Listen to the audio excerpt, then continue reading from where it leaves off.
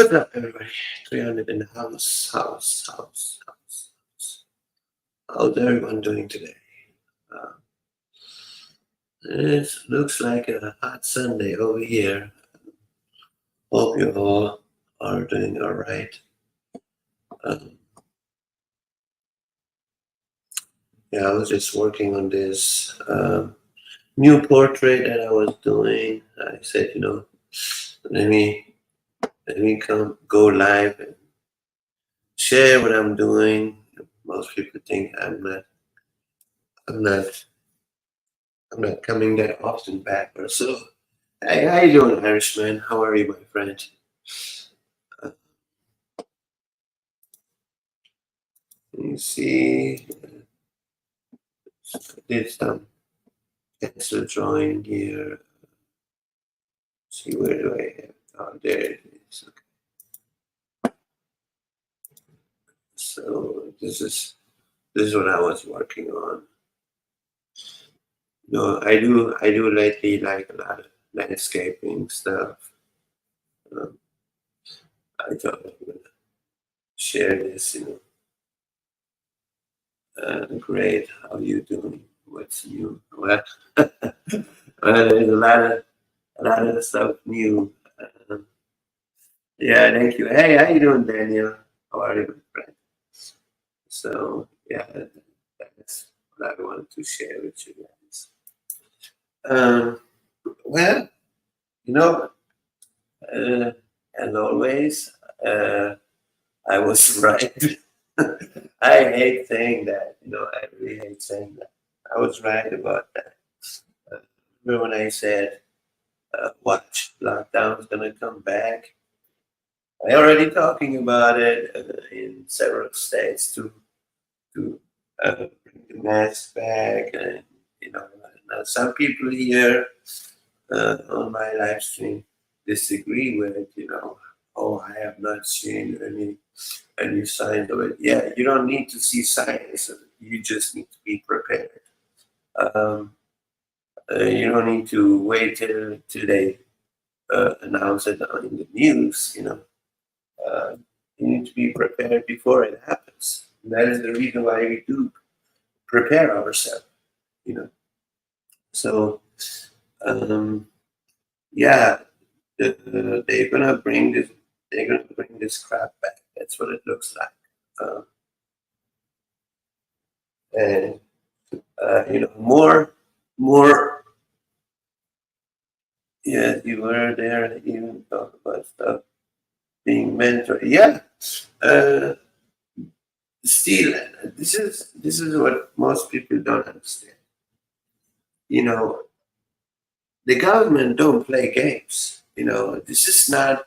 uh, Oh yeah, let's try this out and see how it works. No, they're gonna say we're gonna do this if they like it or not. And they're gonna go with their program. That's just a fact. Uh, because I remember when people were saying, "No, oh yeah, don't worry about it. This is only temporary, and we're gonna go back to normal." I'm sure you heard that too. But unfortunately, that never happened, right? So I don't think this we are going back with this. I don't think so. I think uh, they that the first one was just a test to see the reaction of the people, and now they're going for round two, uh, staying prepared and ahead of the curve. Yeah, that's right. So things are not, you know, 2019 is over. Is not coming back. Uh, if that's what people are waiting for, that's not but but things are gonna in even stock market are is about to crash. A lot of companies are not making money. Consumers are not spending enough money. I mean, one and one makes two. When inflation happens, Okay. When inflation happens, um, and price increase starts, obviously people are gonna spend less money. They don't have this luxury anymore that they would say, okay, I have a extra $1,000 that I can just blow up and I will be fine. No, they don't do this anymore, you know, and that is one of the reasons why so many businesses are actually going down because um, the prices went up. The people don't spend money. They can't afford paying their employees, so they have no other choice than saying, "Hey, here's your last check. Here's the exit. Have a beautiful life with your little check that you have." That's exactly what's going to happen. But people still don't believe in this. There are a few people who believe everything is fine, but things are getting worse. Things are not getting to the better. Uh, Now, um, housing market is about to crash. Many banks are closing. So many businesses are closing. They're laying off their people, uh, and all that. I mean, it's not good looking. I can tell you that much.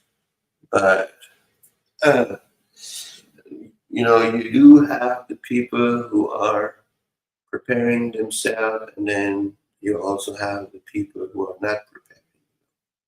Um, we're going to have two different type of groups: the left, and the right, basically. So I don't know. I don't know if this if we are doing the wrong thing or they are just doing the wrong thing. But I don't care. I don't care. Even if I was wrong, and say nothing happens, I still have my stuff, because not every day is a sunny day, you know. So I don't know. People need to make that decision for themselves, what they're going to do. But things are not looking good. And let me tell you something else. So in Germany, okay, this really blew up my mind. In Germany, uh, certain preppers are considered as being terrorists, which is crazy.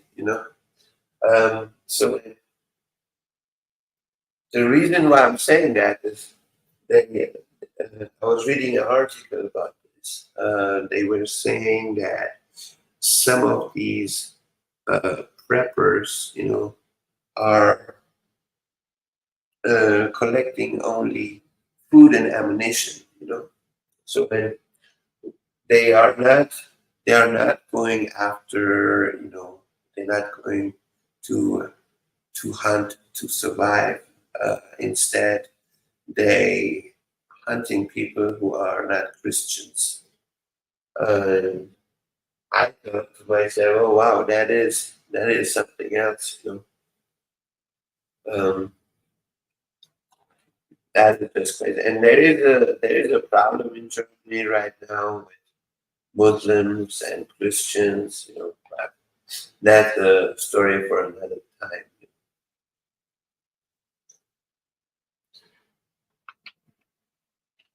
But anyway, the link is up there.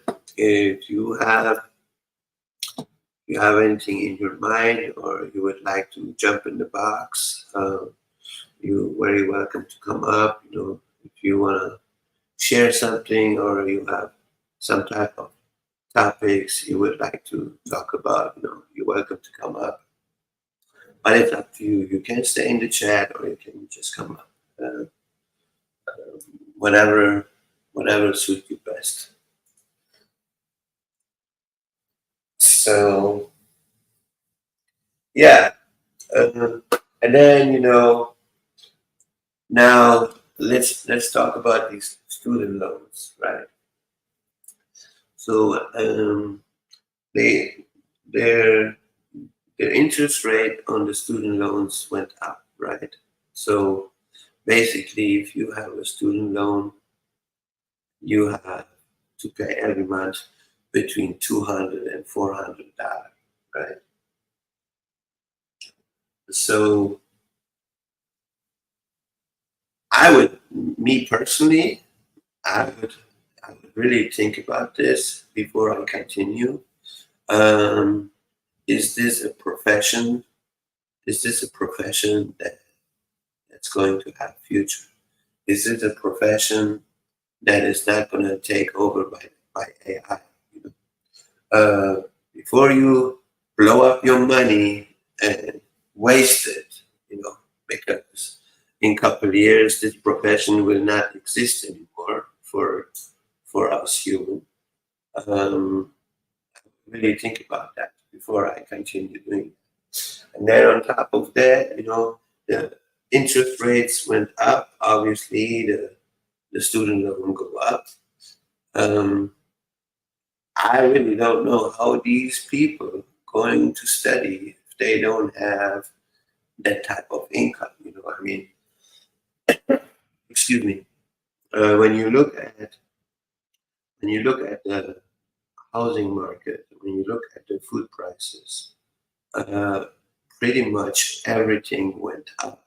So how is a student capable of keeping up with these type of bills? I don't know. I don't know if now maybe you have support from your family or so, but I'm sure that don't count to everyone. You so that's going to be hard. I'm just saying. Things are going to get difficult. Now, some of us can see that and some don't, but, you know, always say, prepare like tomorrow is your last day. Things are getting worse day after day. Now, some people do see it, and they take action, they start um, prepping, they start thinking for their future, and some don't, unfortunately. Uh, and I have to admit, I have tried really, really hard uh, to open other people's eyes, but some of them uh, I'm not capable of opening their eyes. No matter what I say, no matter what I do, if I show them articles, if I show them videos, if I talk about this, some people just don't. Not everyone is gonna be prepared, and again, even if you are prepared, not everyone is going to survive this. Uh, just like in the business market, for example, you got small businesses and you got big businesses. Hey, the small businesses, they still have a business, right? But they're not going to survive because they're going to be eaten first because they are weaker than the bigger businesses. And it's the same with prepping. Hey, you might have just a little bit prepped, and then you got some people who are prepared for years. So obviously, those who've been prepared for years gonna survive a little bit longer than the one that have prepared just less. But that is um, that is for sure. things are gonna get uglier and uglier. Um, I don't know when people are gonna wake up.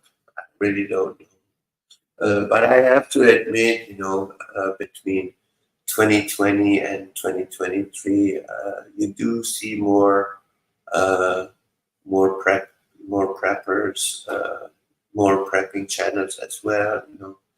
But we will see what's going to happen. But I do see that things are getting worse, and uh, my biggest concern, my biggest concern from all is when they're gonna come and take people's homes, because they are not capable of paying it because their purchasing power just disappeared. Hey, how you doing, Scatback? Good to see you. How you been? That's what really concerns me the most because your roof over your head is basically your spine. Uh, without your roof over your head, you're in big trouble, and that's what most people are. 80 and sunny, nice. Uh, well, let me let me give you my report.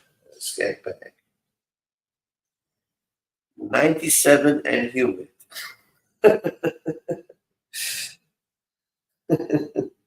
97 and humid. Yeah, it's hot. Well, it's not as hot as those other days. I mean, it's still hot, compared to 110, 106, and all that.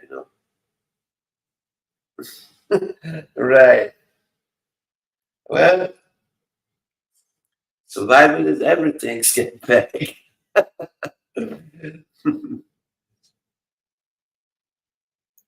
So,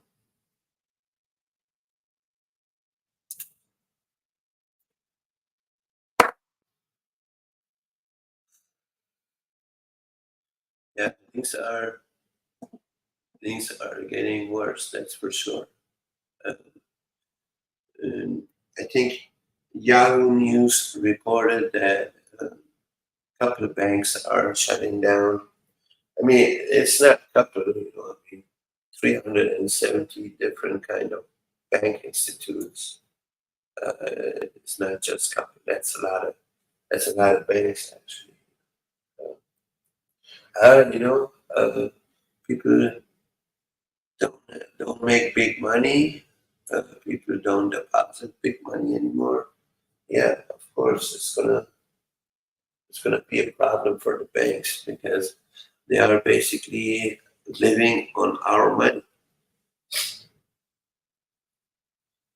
How do you think they giving loans away? That's your money they're giving away, and then charging you because you put money into it. Very smart people. Very smart people, I have to say. You know. So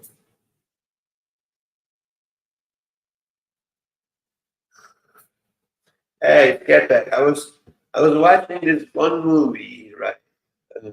It called, what is it called again? Oh, called Strain 100, right? It called Strain 100. Yeah, I'm gonna type it in here. It is on Tubi if you wanna go and watch it. Strain 100. It is for free, so you don't have to pay or anything. Tubi is a free movie app. So in this movie, it said this one lady says, this movie was made in 2020, by the way. It said if you took the vaccine, you got the virus.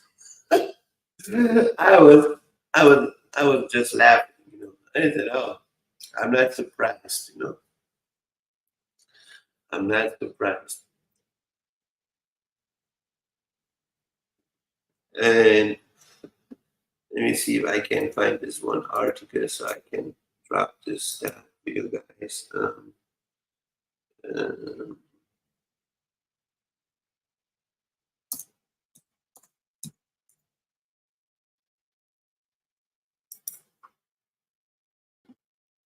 So there you go. There you go.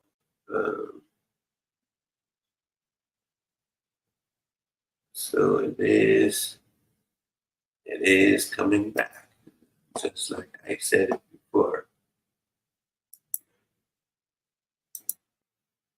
Just like I said it before, people just don't listen. That's their problem. Let me make this a little bit larger.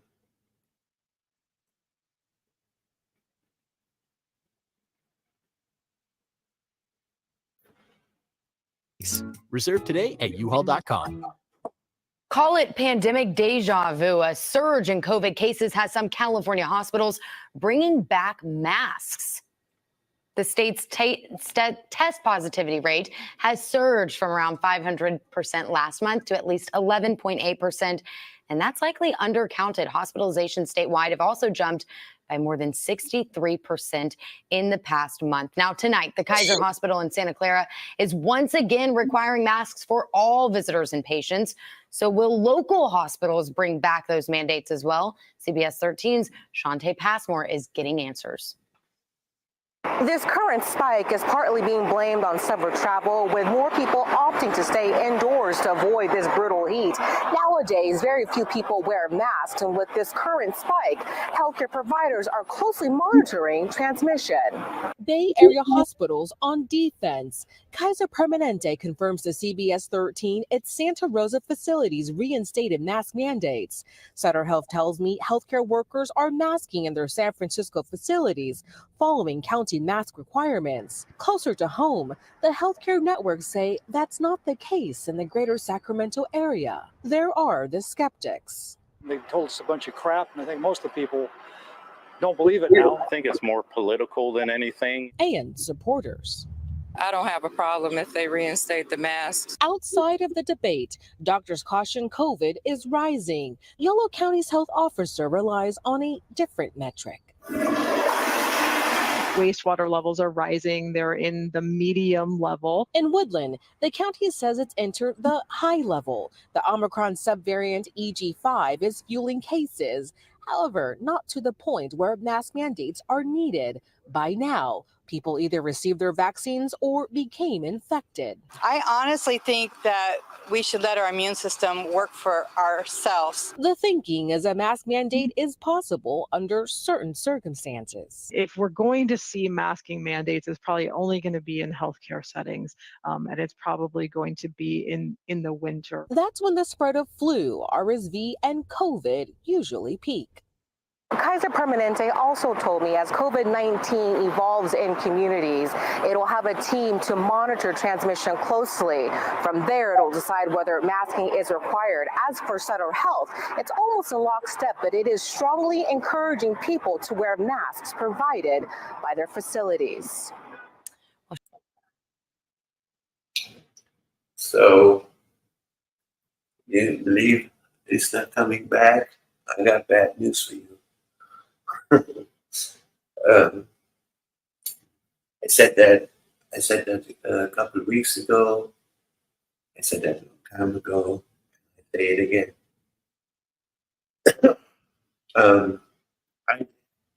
That's just my opinion. Okay.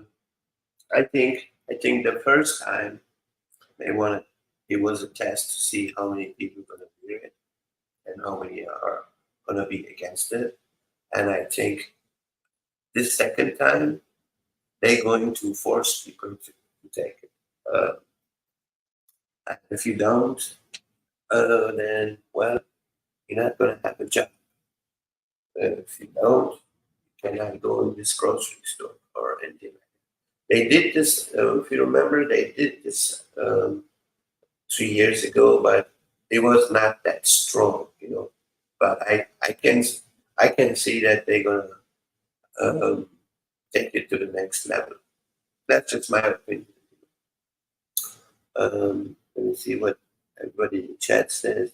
They already stated the math doesn't work. What a load of BS. Exactly. Um, people are not gonna put up with this again. I think the new name is Unbelievable. We will see Scatback. Not sure I have that kind of faith in people. There are a whole bunch of sheep here. To hear the locks that come and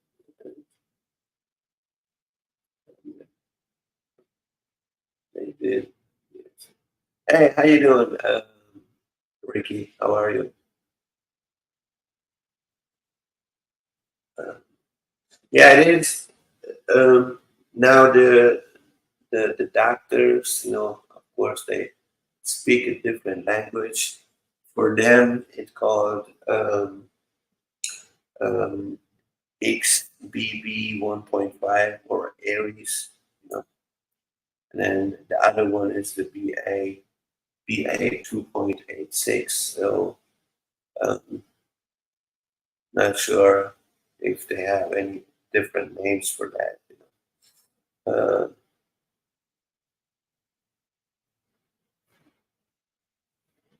The thing is, they're doing this for mainly so they can steal the election again. I'm good, Irish.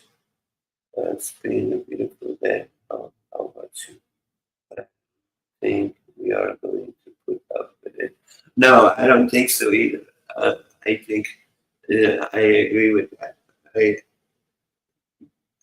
Well, it depends. It depends, I have to say, Um, now, how we know, we are all depend on the damn green paper, right? So they can bring this up and say, okay, so you don't want to take it, then you're not going to work. Um, you have to say goodbye to your job, of course. And now it is a 50-50 chance, I think. Um, if people gonna go with that crap again or not, But I mean, it didn't work in the first place, Why would you try the same again, If you already know that there's no result in it, you know? Um, schools, certain jobs, all that to take it. Yeah, yeah. They already shut down colleges and schools in Kansas, in Pennsylvania, and in Texas. So my daughter quit teaching because she didn't want it last time. She will do the same again. She has 3 kids to take care of, and they can be homeschooled as well. Yeah, that's it. That's good. And that's what I was saying too. Because it don't make sense. Like what is the child gonna learn? When a child needs to go constantly to school every day to get their education. But look how often they have shut down schools. I mean, what is your child going to learn? You might as well homeschool your child. But I said that the other day too. Um, so yeah, people have to adjust, I guess, and do do something else. But things are getting worse and worse. So put your seatbelt on. And it's gonna get ugly pretty soon. My house didn't take it either. This job didn't require it. If they do, I already told him I believe if he took it at any time period. And I right. Let's get that. We're gonna go to Colorado. We're gonna become Ricky's neighbor.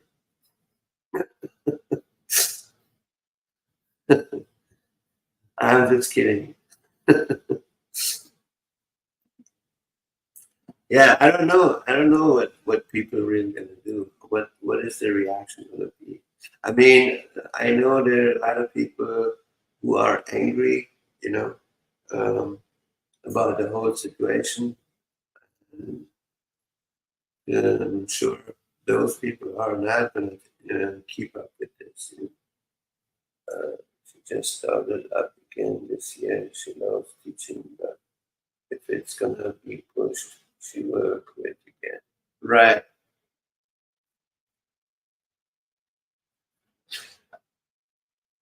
I mean, you have to look at it this way too. Um, a lot of a lot of a lot of companies are not going to make money because you are reducing the money flow, or you know, it's going to be less business.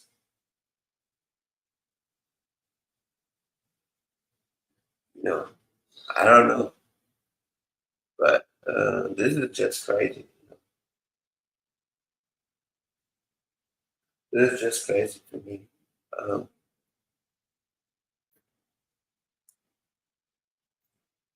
now that is actually a good question. Are they gonna take it, or are they not? Yeah, that is true. That is true. More people are waking up. Yeah,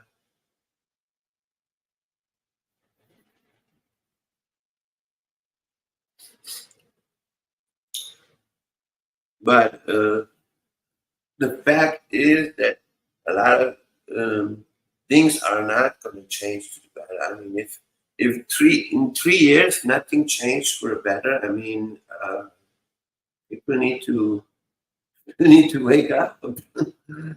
We are not going back to 2019. 2019 is over. Right. A lot of people understand assembly, but sit on their asses. Yeah, that's a fact. Yeah, that is so true.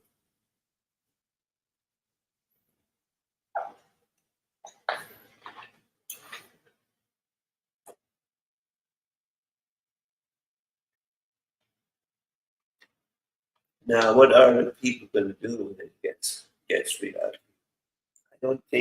I don't think people are actually really, even though they say, oh yeah, I am prepared and blah blah blah. I said loud and clear right here.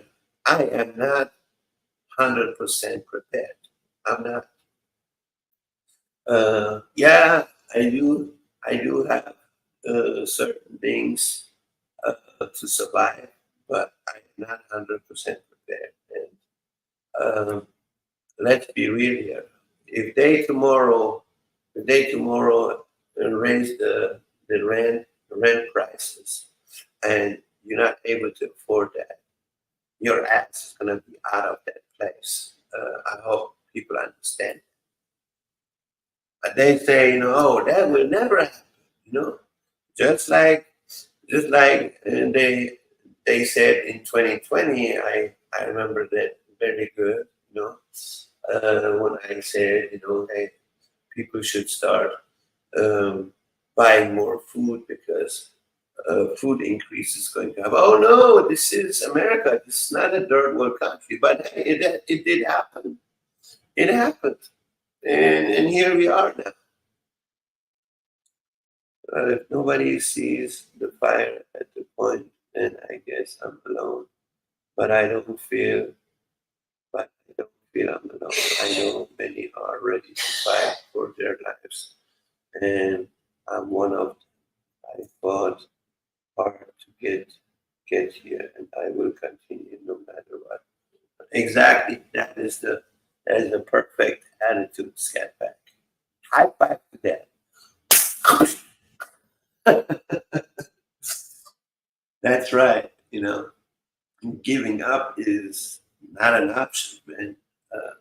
If you want to give up, you should have never started prepping in the first place. Uh, that's just that's just the way I see it. I do remember there was this one guy. He was prepping too. He was from Colorado, Ricky. I forgot what his name was. He said, yeah, I am prepping, but I took I took Mr. 19 because I was going to lose my job. Now my question is, okay, you have your job, and you became best friend with Mr. 19. Now you're losing your life. So what do? You're leaving all your family and everything behind because of a job. Is that really worth it? I don't know. This is a video for everyone to watch later. Operation Restore the Republics. Oh yeah, let me actually copy this. Yeah, I'm gonna watch this later. Thank you, Ricky.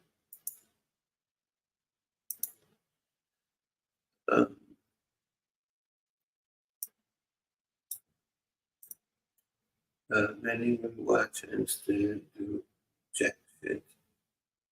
Yeah, that's the problem, that's the problem that I've been talking for a while about, but you know, I most likely I get ignored of speaking about this, but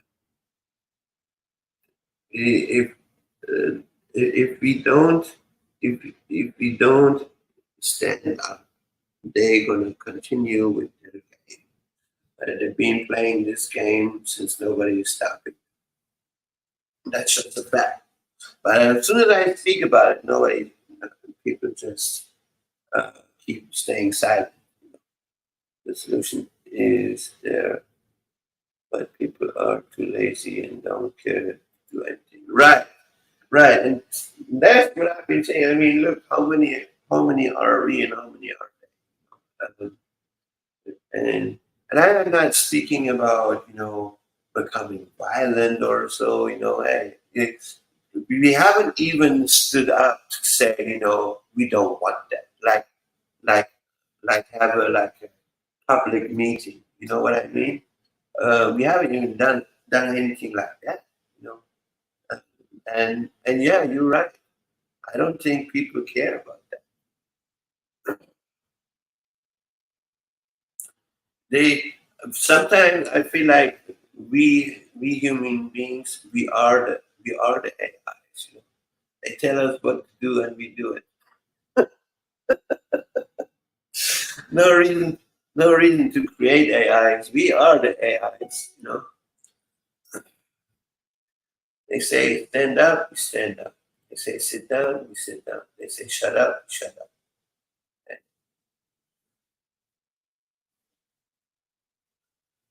And even though it bothers the people still do what they were told, which is really sad.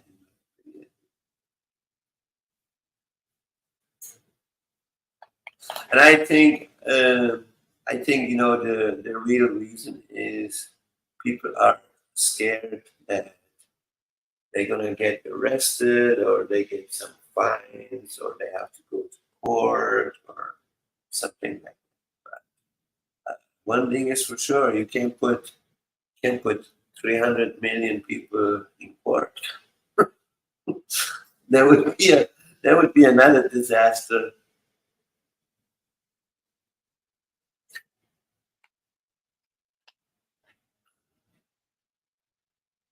I can you imagine? Can you imagine work of 300 million people? That would be crazy, man.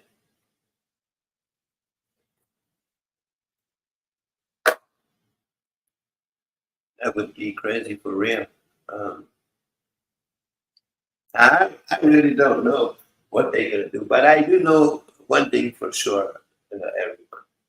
Everyone who is listening, I think that things are gonna become even worse because we might don't think that it would go that far. You know, it would be amazing,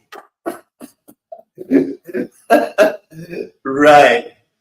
I don't think people are counting with the words. You know, I think they just thinking, okay, hey, I have this and that. That's gonna be enough or whatever. It's not gonna get to this point or whatever. But hey, I'm telling you right now, I'm a negative person. I always count with the worst. Always have and always will. Uh, you know, I don't think this. We are heading to a better situation. Come back, Sky. So um, now, but this is up to the people. I mean, I have no stripes on my shoulders. I cannot say or demand anything or so, but um, people have to make that decision for themselves. Things are going to get worse, and just because you think it's not affecting you, you are wrong. Because sooner or later, it will affect everyone. That's just a fact. I remember this. Remember when the food shortages started, and there were like certain people saying, "Oh, in my hometown, there are no food shortages, so I'm not worried." Right? But then, couple months, couple years later, it started affecting the entire country. So, what happened to that part? So, don't think, just because it's not affecting you, it's not going to affect the country. I think it's going to affect all of us sooner or later. Might not affecting you at this moment, but sooner or later it's going to affect all of us because we have seen it in the past, and it will happen again. I'm sure of that. But back to this court thing, right? I don't think. I mean, this is for me. This is like unimaginable. I cannot imagine that they're going to sue or they're going to have a plan for 300 million people because they are all against them.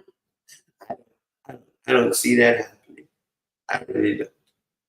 But I don't think people are going to actually do that. I don't think people are going to stand up or so. Um, yeah, for years we've been complaining, and debating about it, but um, we have not taken any actions. I mean, I always say this, hey, if you don't like your situation, then stand up and do something about it, or try to change it for the better. But all I have seen is uh, people were just complaining, and they keep saying, "Yeah, I don't complain." But hey, uh, when you need to feed your family and your children, uh, I want to see if you still say, "I don't comply." Um, it's not that simple. I mean, it is. It is a little bit difficult, in my opinion. Now, if you are a single person and you say, "Yeah, I don't comply," okay, I can see that, but if you have a wife and children, then the situation is a little bit different. Um, you tell me if I'm right or if I'm wrong. That's how I see it.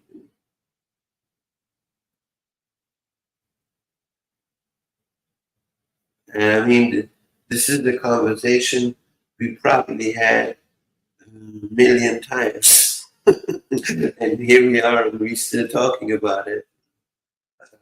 Yeah, I really don't know. I don't know. I really don't know what people are going to do. I mean, I had this conversation here, and I even made enemies for myself with this conversation. But I don't think people are going to do anything. That's just that's just that's just how much faith I have in the people. I don't think they're gonna do a damn thing. I think everyone is for themselves. Nobody believes in nobody. Things are not gonna change for the better. That's just the way I see it. We just gotta stick together and help each other. Well, that is the problem, Scatback. Nobody wants to help other people. Nobody believes in us. They just believe in I. We just gotta stick together and help each other. Prove to them that we can handle anything they might throw. Not playing stupid games. Right. Yeah, I mean, I've been talking about this for a long time, Scatback. But talking about it and taking action are two different things. Uh, I have heard so much from people, but I have not seen anybody being serious. So that's one of the reasons, why I don't really talk about this anymore. Because I think, I'm just wasting my breath and time. I have talked about this.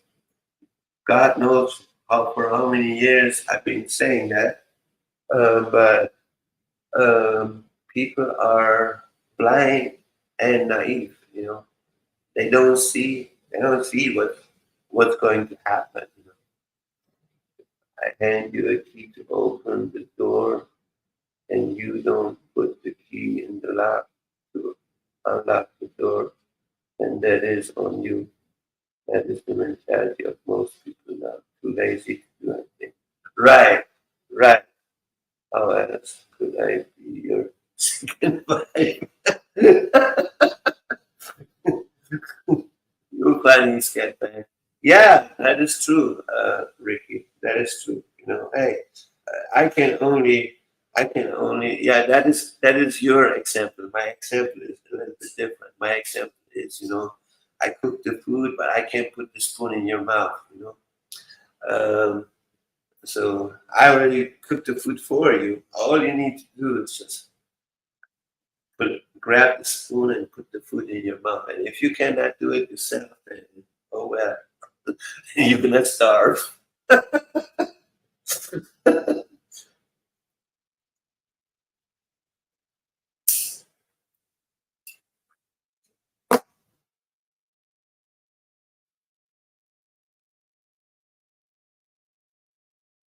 I told you put that seatbelt on, right? Yeah, that's right. I always say put the seatbelt on.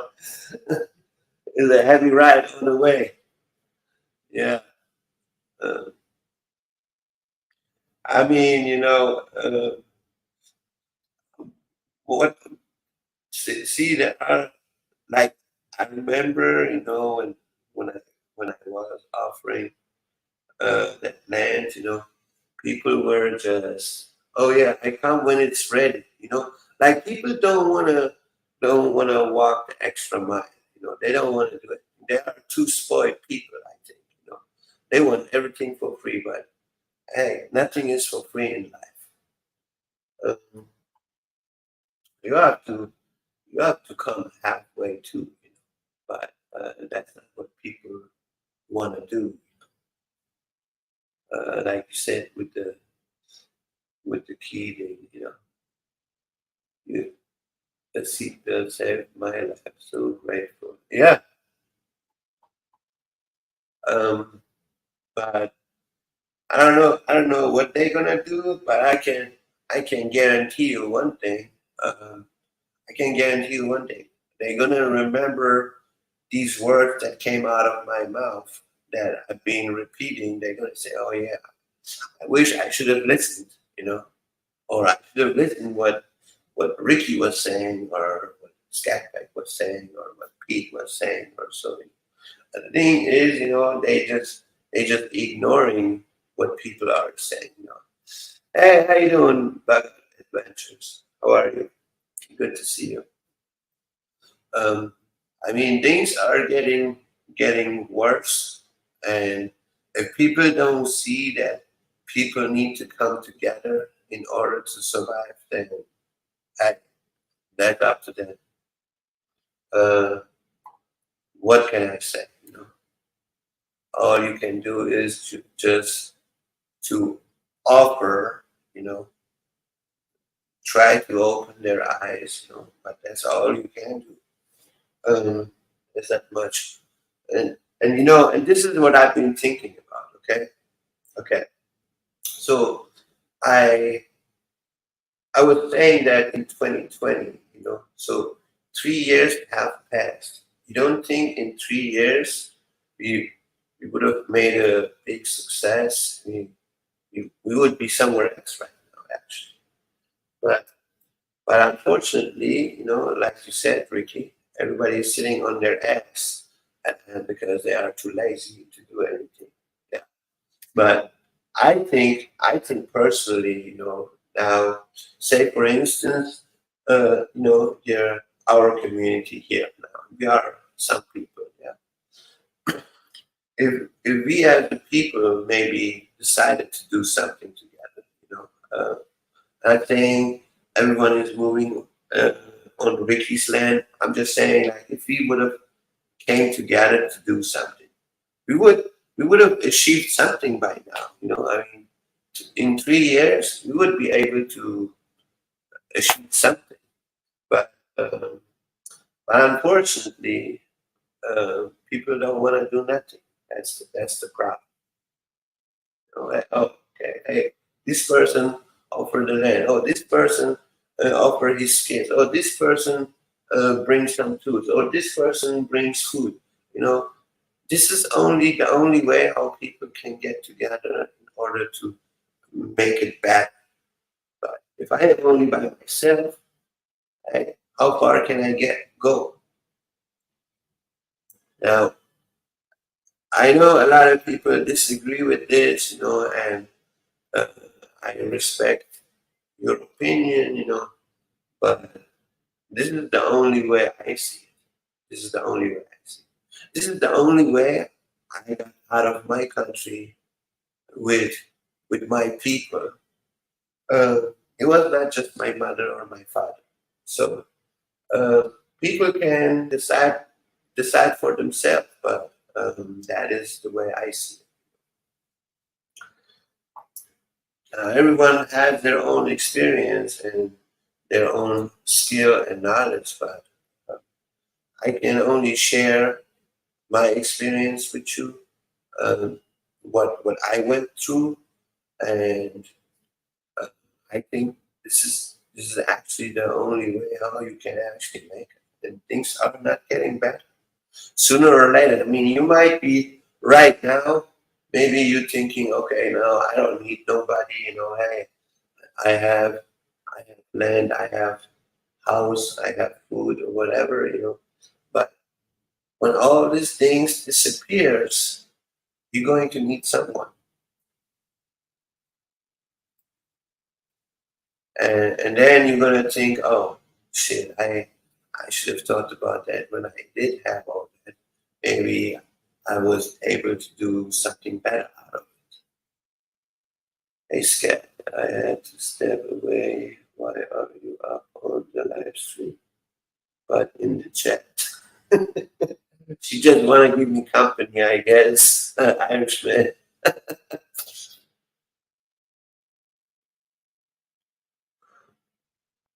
So now that's just these are just the way I see it. You know, that's just my character, my personality, the way I see things. You know.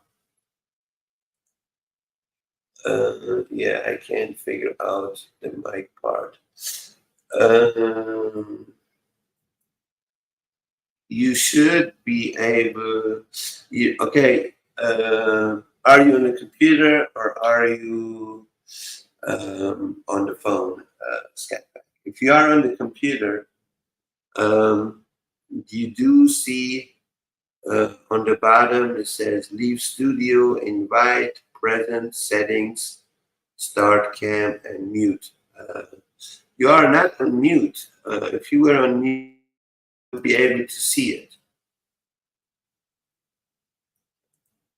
I tried to mute up, place on the best thingy, but then I don't work if I talk out loud.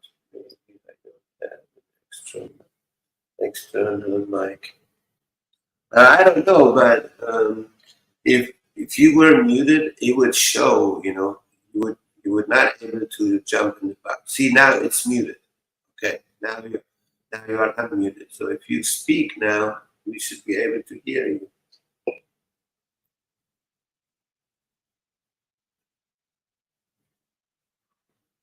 Okay, that is your camera now. Now you turn your camera on.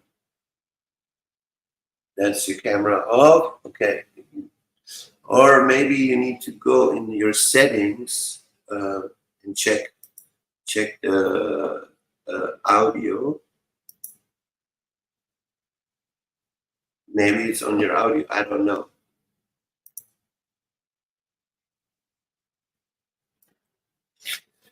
You can do this.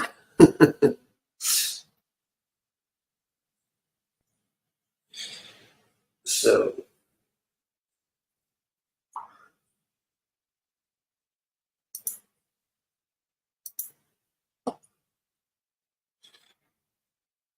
yeah, you guys can. If you guys want to jump in the box, do it. You're welcome to come up. You know, don't leave us hanging alone in this dark box.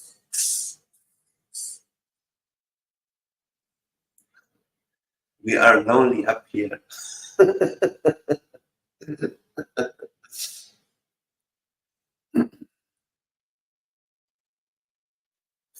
Yeah.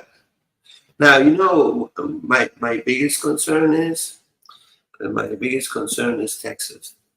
You know, with this heat wave and everything. I was looking up. You know, Michigan was actually had a big power outage. I don't know. Tim is not here. If Tim was here, I would love to ask him if he knows anything about it or so. You know. Now it was in the 400.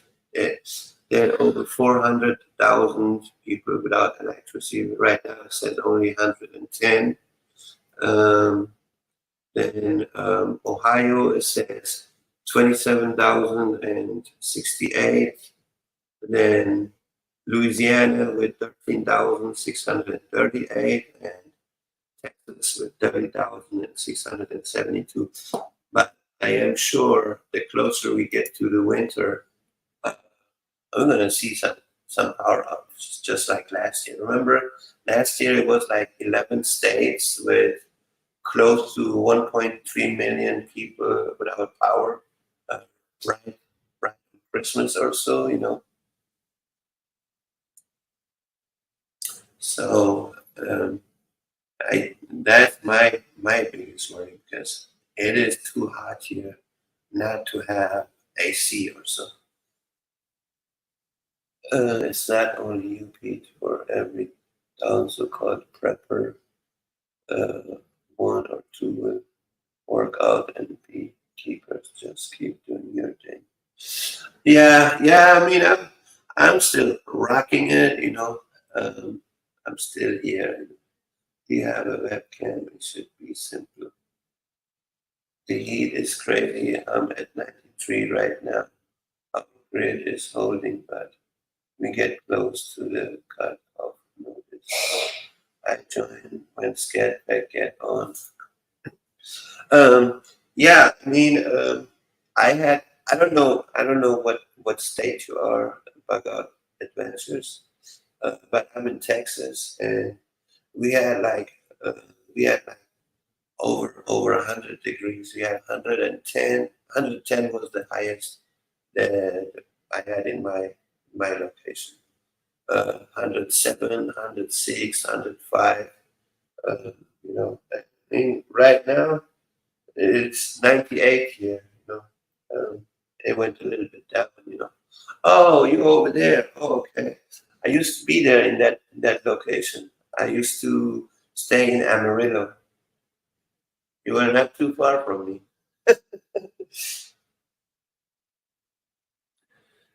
But it is a little bit cooler in that over there than over here, since it is close to New Mexico and Colorado.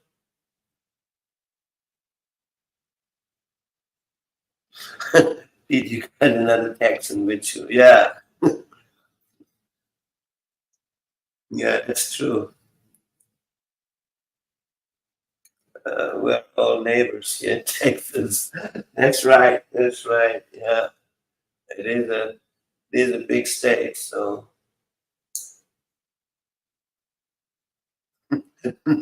all of us. Right. Yeah, you're a little bit further away from me, Irishman. Yeah, we are in the center. So,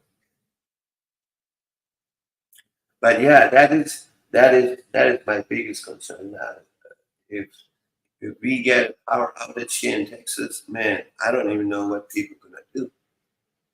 Um, Now I don't mind. I don't mind about that. You're behind us in the chat. I don't mind about the winter. You know, I mean, I am prepared for the winter. If they wanna, if they, if it's gonna get cold, man, I I do appreciate that. You know, because it's just too hot over here. Now we'll see how cold it's gonna get. I mean, some people, including myself, believe that it's gonna get real cold, and some don't. We will see. Um,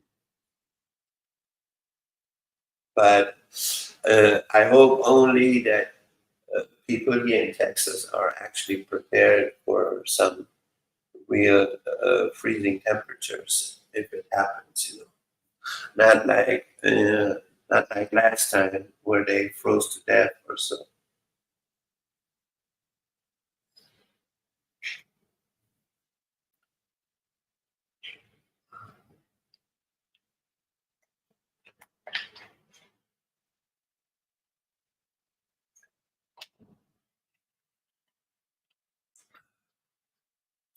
I do.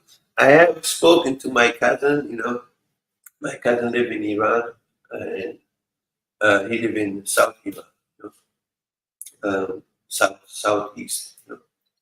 And when I tell him, you know, yeah, we have 110 degrees, he said, "Oh, you have spring over there." I'm like, "That ain't spring, bro. That is too hot here." He said, "No, that is spring compared to the temperatures I have here. 110 is spring for me." I'm like, "Oh, okay."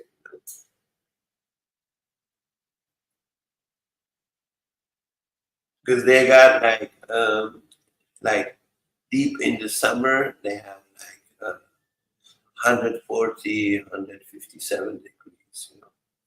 And when I told him I have 110, he said, he said that's springtime. What winter? How cold does it get down there? Um, Here in Texas, I really don't know because I'm staying here now for maybe a couple of years. I haven't seen that extremely cold. But in Amarillo, when I was staying in Amarillo, it was like negative 27 degrees. People were just stupid in that last ice storm. They knocked out the grid here. Yeah, yeah, they were not prepared. No, like those water pipes were completely frozen. Uh, it gets cold, 45 degrees. Mm. Oh, okay. Yeah, because I'm actually originally from California, but I just moved to Texas, and then before I moved to Texas, when I was staying in Texas, I moved to Nebraska, and then I got back. So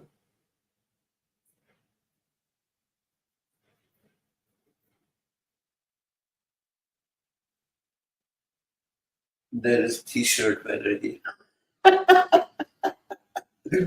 Ricky. Now, now I tell you what, that is your weather. Now, that would for me, it would be my bear coat, weather. I would be wrapped like a burrito.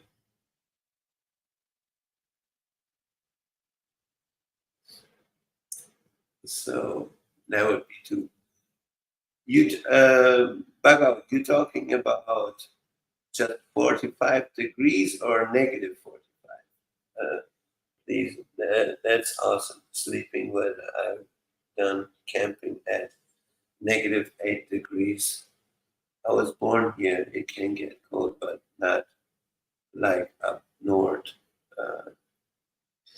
Uh, well, I can tell you this much about adventure. You should be prepared. Like, don't rely on this 45, because it can go in the negatives because the weather patterns has changed, just like last time when the people froze here, they didn't think it's gonna get that cold, but it did.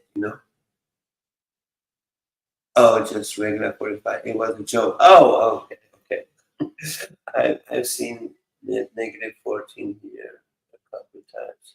Now the coldest I have seen was negative 35, but that was in Iran. When I was a kid, my dad would go with us on the mountain camping and stuff like that. Um, that was the coldest I have experienced. I have like what Ricky had experienced. He said something like in the negative 50s. No, I never seen anything like that. Uh, I won't hold that against you. Jealous. We get all the bad seasons here. Hey, how you doing, Kelly? Good to see you. Oh yeah, I'm prepared always with the exception of aliens and volcanic eruption. Right. Uh, yeah, only. Yeah, that's Ricky, the man from the mountains. How I call him. He's prepared for that. I don't know. I don't think I could handle that. Uh, just paint it all blue. By God, you'll be fine. Scat back, I'm good. Thanks, and you. Right. Yeah. I don't know. I don't know how cold it's gonna get, but I no.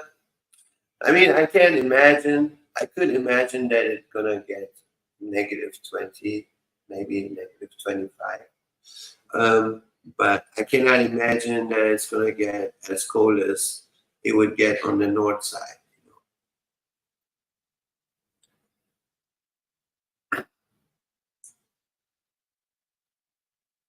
How you been, Kelly? How's everything with you and your family? Hope everyone is doing good. Uh,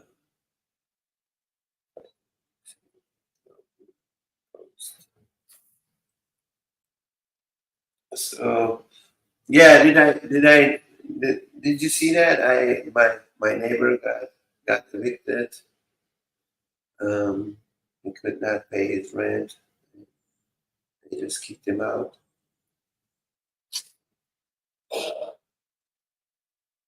I don't know if anyone seen this video.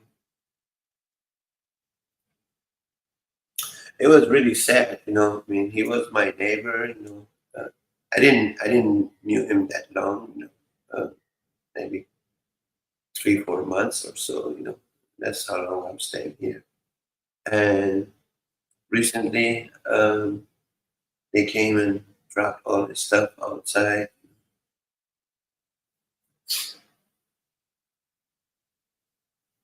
It was pretty sad. And that could happen pretty soon to everyone. Since the financial market ain't that stable anymore, I'm chilling, Pete. I lost my dad on for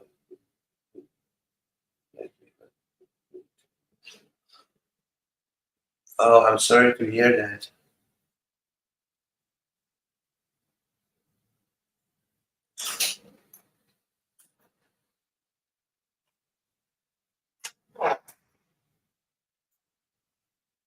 Yeah, you know, a friend of mine, uh, I haven't talked to him for a long time.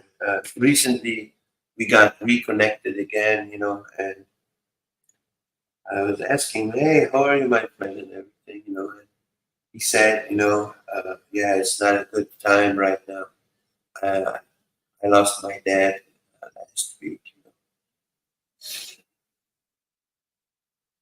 It's okay, part of life, unfortunately. Hey, what's up? What's up, Renee? How you doing? Yeah, if you guys wanna jump in the box, you're welcome to come up. You know? Well, at least you know what, Kelly. At least you had you had you had time with your father. Uh, I lost mine when I was 10 years old. I didn't have much time. Election is rough. I hate seeing it. Yeah. This let me see. Where do I have it? Uh, I can play it for you here. Let's do this here. Um, it was really sad.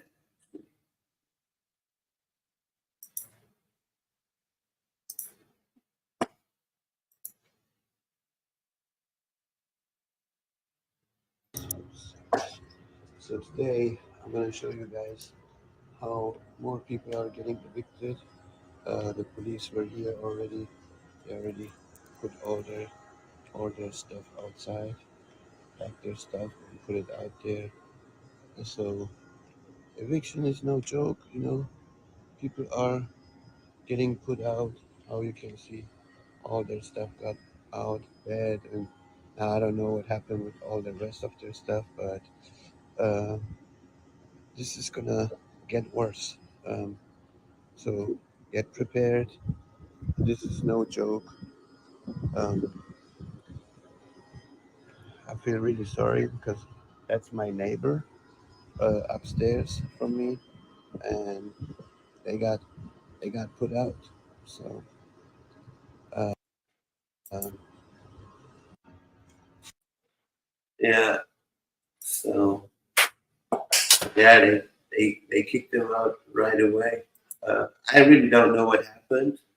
I don't know if he had, if he didn't pay the rent or what. But obviously, it had something to do with paying rent. You know, maybe he couldn't afford paying it, or he was behind, or something. You know, but they just, and he has two children. You know, two little children. I don't know what happened to him or where he went to after that.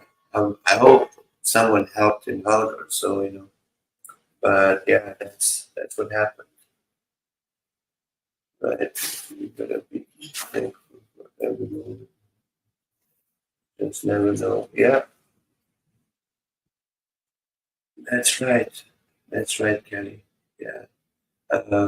Spend as much as possible with your loved ones because you never know when the time is for them to go. So, just like how I lost my father, you know, I was not counting that I will be without him with the age of 10, but uh, that was destiny for me, I guess. My son has been looking for a job for 3 months. They can't get anything. It's crazy. Like everyone hiring, but not hiring. I don't know. I don't know, Kenny. I think that is a bad statement that they say. You know, oh, there are plenty of jobs out there.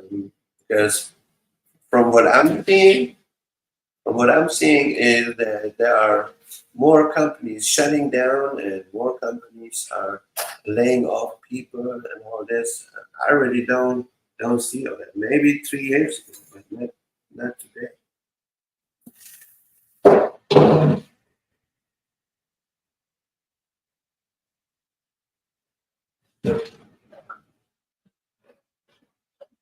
Oh, I didn't know that. But Texas eviction law state that property can only be placed on the curb after they launch the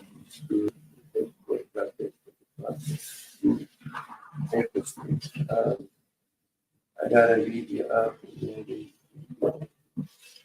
your own 60 days. Ordinary um, okay. You making rice, Colin? You making rice? Or you want me to make the rice? Huh? Wow. You want me to make it? This when yeah. Okay. Yeah, so um yeah, the shed's cooking.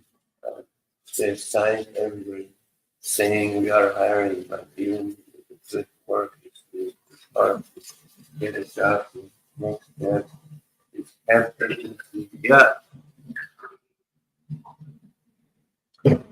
Yeah, I mean it is I think it is hard to find a job these days. But then, you know, I think has a lot to do with if you got connections, you know, if you know people, you know, it's easier to get in a company or so, you know. That's why I call it vitamin C, you know.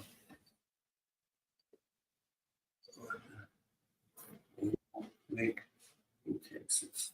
Right here. Hold it. Let me see.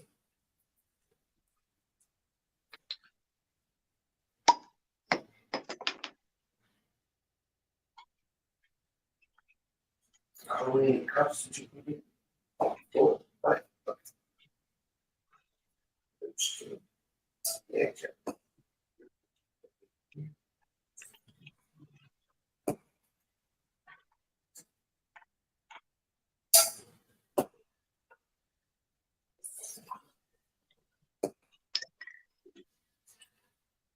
just your finger.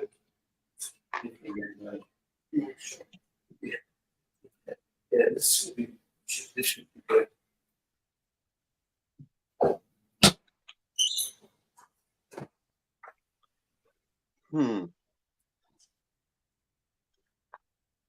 Can you hear me now? I'm coming. Go very quick to the kitchen. I'm back. Hey, how you doing, Blaine? Good to see you. Okay. How are you? I'm doing okay.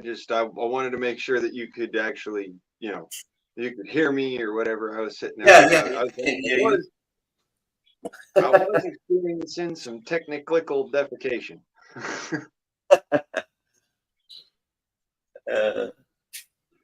Yeah, so glad you're coming up. If you want to jump in the box too, Ricky, Caddy, Buggles, you Irishman, you must come up. Yeah, so how's it going with you? Everything good Well, so I far? was just hanging out over on Reed Hendricks live stream. Oh, I don't know. I was thinking on it. Mm. I think I really believe it's just a matter of time. The more people get evicted. That's just the way I see it. I mean, your roof over your head. It depends on your job and your income. When your income fades away, your roof over your head fades away too. Now if you own a house or so, uh, maybe that's a little bit different, but it is practically the same. If you cannot pay, you cannot Even pay. owning a house, no, you have to pay your taxes. You have to. There's no ifs, ands, or buts about it. Like if you own your house, then you have to make your taxes each year because otherwise the state, the state government or the federal government comes in and they what was the words they used for it? They don't foreclose on your house. They set a tax lien and reconstitute your house to the property of the Bureau of Land Management. Right. Yeah, I wish it was like in Iran, and I tell you why. Now in Iran, if you buy a house, uh, they the homes in Iran are expensive, yeah, but they add the tax into the price of the house. But then after you pay pay the pay for the house, there is nothing after that. It's yours. There is no taxes or anything like that. I wish it was the same way here. Like in when America, you bought it and it's yours. You don't have to pay anymore. Say what? I would point out that a lot of people don't know this, but your yearly property tax, that's actually what pays for the government. That's what pays for the Congress and all that. That's actually where that goes. I mean, it also goes into the spending budget. It also goes into a couple of other things, but your property tax yearly, that's where that all goes. Well, maybe they do this. They do it this way because we have plenty of oil or something. I really don't know, but but in Iran you don't. This is new. This is a new law. I think since 2021 or so. You don't have to pay taxes for your house when after you bought the house. It's yours. And nobody is gonna come and mess with you, which is actually a really good thing. I think. I mean that is the difference between buying and renting, but unfortunately, I really don't see a difference in America between buying and renting. Both is the same. You still pay. Yeah, you still end up paying. And you know what? The worst part is if you buy your property, look, yes, you can do whatever the fuck you want on your property because, under American law, it's your property, da da da da. But Right. there's also this big caveat shit because you still have to pay basically rent every year, a yearly rent to keep it. Right. It's kind of like paying protection money to the mafia, you know? Right.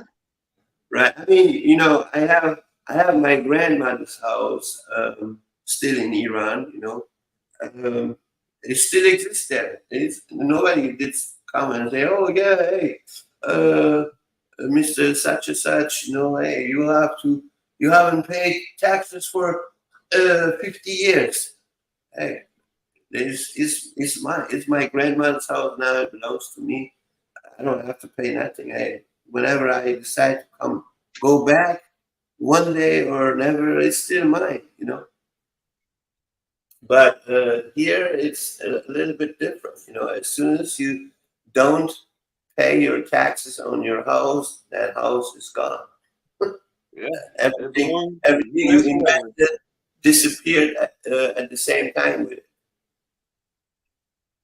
which is it's actually a ripoff in my opinion. You know, but yeah. um, Why it do you is. think so many people are homeless? They're just like, fuck you to the government, to everything that it has. It's like they're riding the high life because, well, you know, in air quotes, because it's not really a high life. It's a shitty fucking way to live. But I don't know. Do you remember it's that, a May? matter of- Do you? I'm sorry. Do you remember that in 2008, where they were reporting in Los Angeles that a lot of homeless people would go and stay in these empty homes, that the homes that they just built it, they would go and stay there. yeah.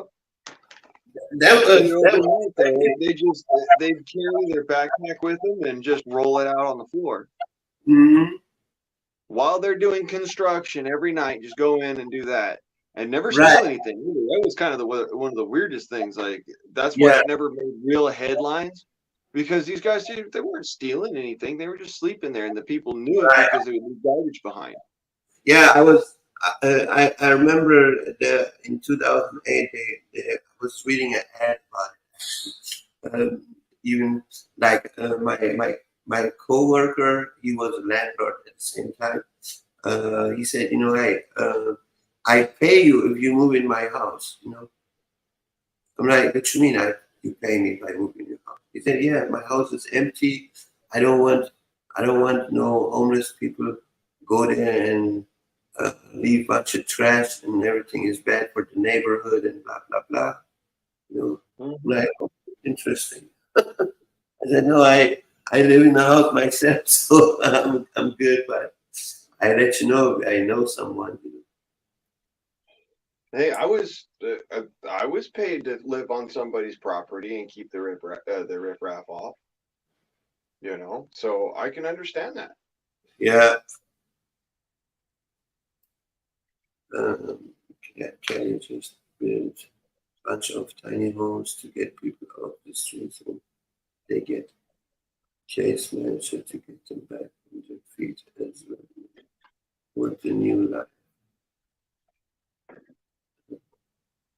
One might argue that I still am actually, you know, being paid to live at someone's house to keep the riffraff out. I mean, Right.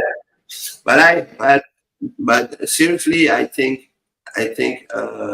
sooner or later we're gonna see uh, more evictions. And then you know you remember when they were saying the landlords can't kick their tenants out anymore. Well, I got bad news that it's over. Now they're kicking out people. yeah, because that law had certain caveats, and people are starting to meet those caveats. Right. It was only temporary, you know. That was not forever. But now the people are gonna get kicked out because uh, I know someone in LA who's a landlord. He was saying the same thing. He said uh, they're not paying rent and I cannot pay my bills. You know, he said he can't wait till the law changes. You know, and it changed, so they need to go now. Where they go, God knows.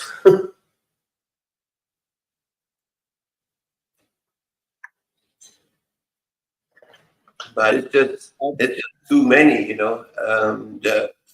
The homelessness rise.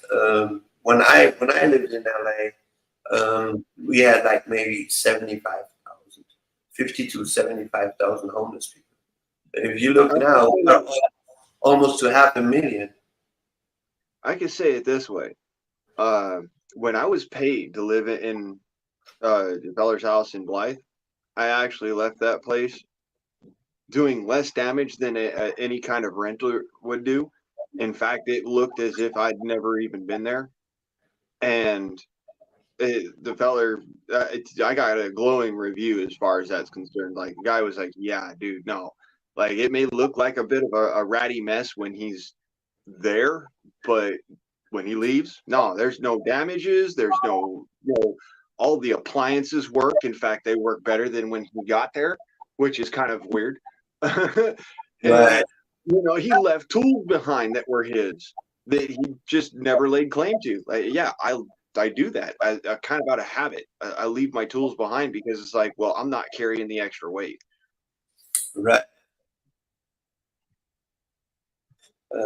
Best way to help Cali is to take their state back from the corporation. And Cali is one of the states that are working to get this input.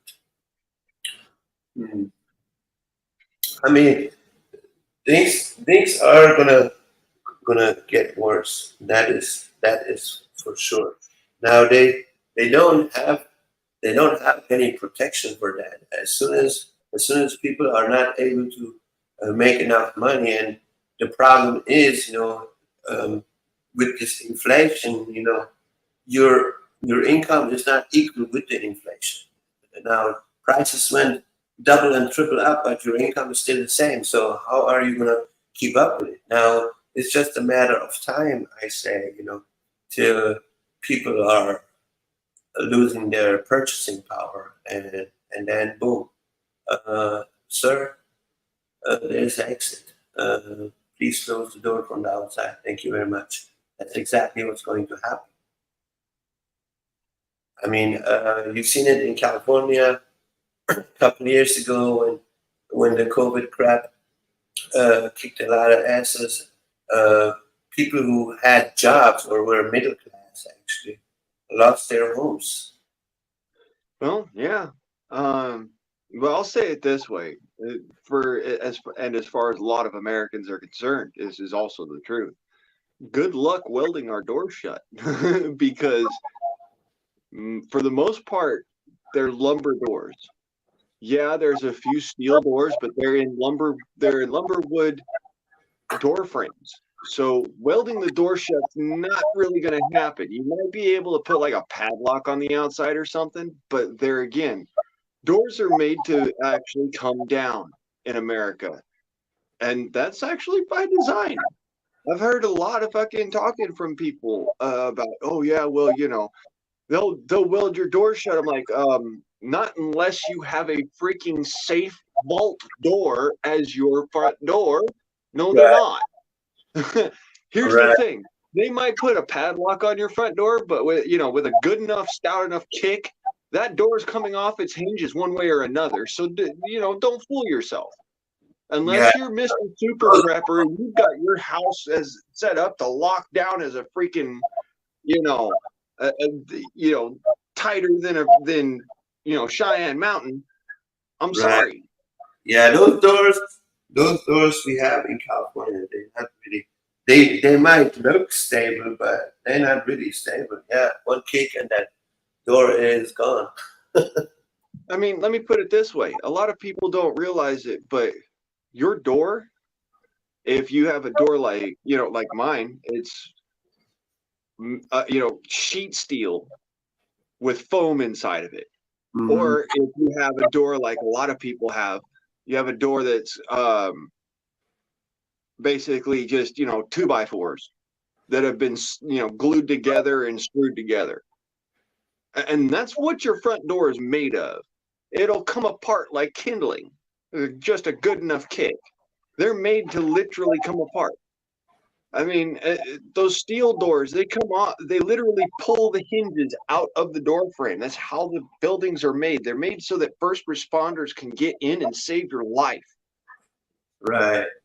You know, no matter what you do to modify that door, somehow your house is made to be able to be like, you know, the old adage, if God closes a door somewhere, he opens a window. Well, you know, that's the same idea for the first responders. They think of it as, well, if I can't go in through the door, I'll go in through the window. If I can't go in through the window, I'll go in through the wall. Right. I love the doors in Iran. You know, either they are made out of steel, or when they are made out of wood, they are probably like 7 to 10 inches thick. You know, so good luck making those doors. But you got to remember, you know, Iran is in the old world. They expect conflict all the time. So they're expecting to be hit with something. They want their infrastructure to be 10 times as strong, just so it'll be able to withstand some, not all, but some of what might be thrown at it. And you know, yeah, some of these doors here you can see this. I mean, look at it this way: Iran, Iraq, Saudi Arabia, all of these places were, you know, they've been through thousands and thousands of years of war. I mean, why not? There again, here in America, most of the building code is built the way it is because we have 200 years of working together to try to prosper. And you know, it's hard to do that when your buddies are dead.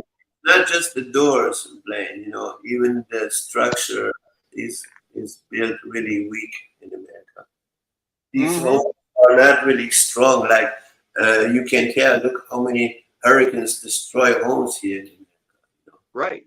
They're built to basically come apart. There's reasoning behind it. Okay. Let me put it this way. The reason why the bog standard, you know, stick home is built the way it is so that A, first responders can get to you in the event of an emergency, one way or another, and B, in the instance of like natural disasters, what have you, injuries are less likely to be completely lethal and more likely to be just life-threatening. Okay, and that is a big difference. I want to make and point out to you. You know, one, you're dead. The other one, you might die, but you might live. So you know, that's why they're built the way they are. They're built to come apart. Yeah, but you know, I don't know if you paid attention, but when you look in any city, you know, doesn't matter, New York, LA, Chicago, Houston, wherever, the downtown is always built out of concrete, but homes are built out of wood. Yeah, though most of downtown is built out of concrete and steel. There's a reason behind that too. Ever since World War II, downtown epicenters within large,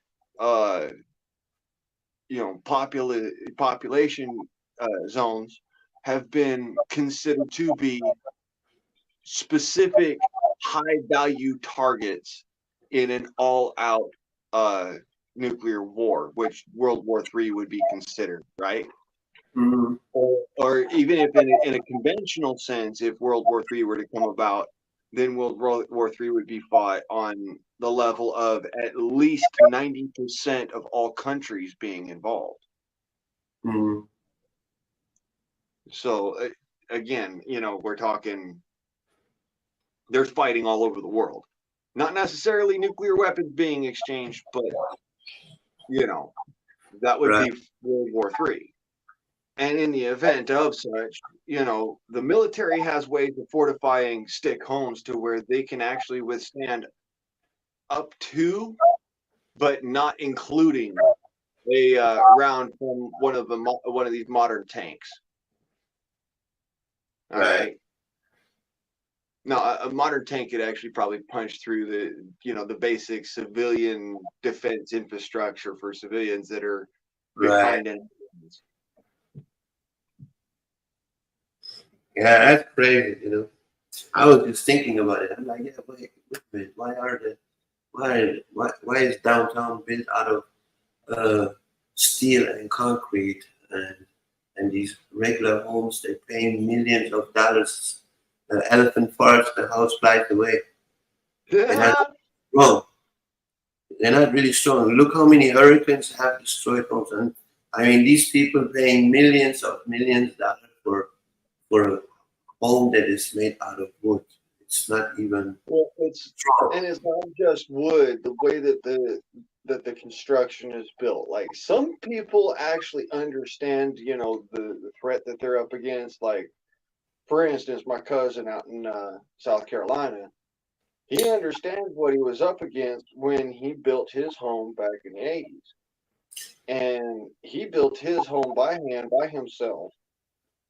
He set it up with 2x6s. I mean, the structure is made out of beams and steel or whatever, but the walls are all made out of wood.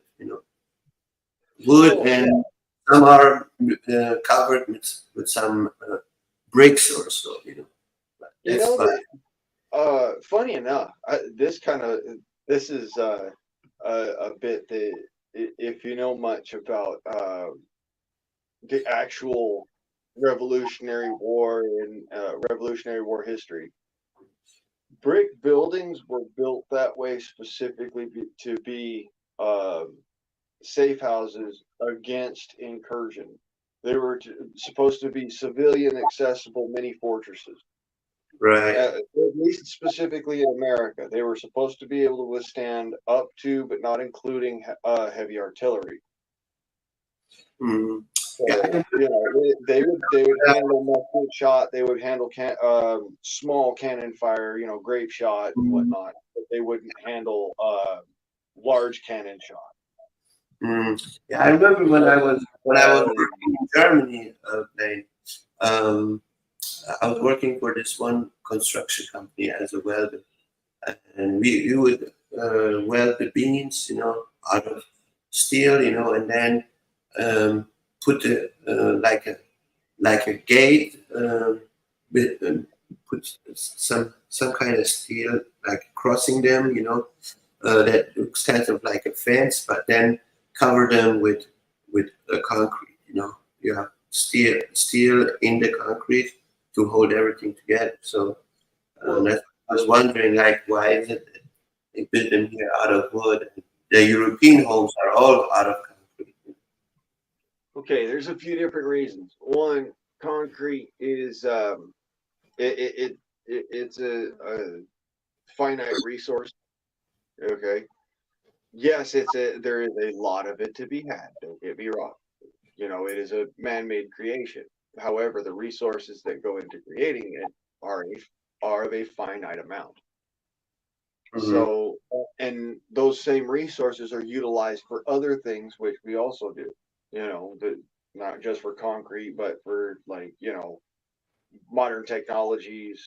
Right. Stuff that you take for granted every day. You don't realize, hey, there's a lot of these minerals and stuff that goes into making these. Mm-hmm. So, yeah, that's why I would really think about it. Like, if you really buy some land and you want to build you a cabin or something, I would not build it out of wood. I don't know. Well, I would do it out of a specific type of wood in a specific way, and then backlight it. All right, not four-line it. That means that on the outside of the house, it's got this, but on the inside of the house, all right, I would backline that with steel mesh reinforced concrete. So what it's got is, on the outside, it's got the wood aesthetic and the wood thermal resistance, okay? but on the inside, it's got the concrete that's resistant to the fire, resistant to projectiles, resistant to avalanche and whatnot. So, you know, push come to shove, you know, you have an avalanche on the house, it's not going to knock it over. Right. I would fool the people. I would build a house from the outside out of wood, and the inside is all concrete. And on top of that, you know, concrete actually keeps your house cooler too. You know. Yeah, but also one of the beautiful things about a log cabin is that in the summer, it has this quality because of it being wood that it blocks all of the sun's rays so long as you got the chinking and the thatch right. Now, Mm. on the flip side of this, okay, in the winter time, the warmth of the wood itself actually radiates into the structure. The without even having to have a fire or anything, you can keep that thing you know, a relative 10 to 20 degrees above the outside temperature during the winter just because of how the wood reacts. So wood does have its place when being used in construction. It's just how you use it. Right. Hey, what's up, Tim? Hey, Tim, you realize you got power outage in your state? Because it shows that Michigan has a lot of power outages.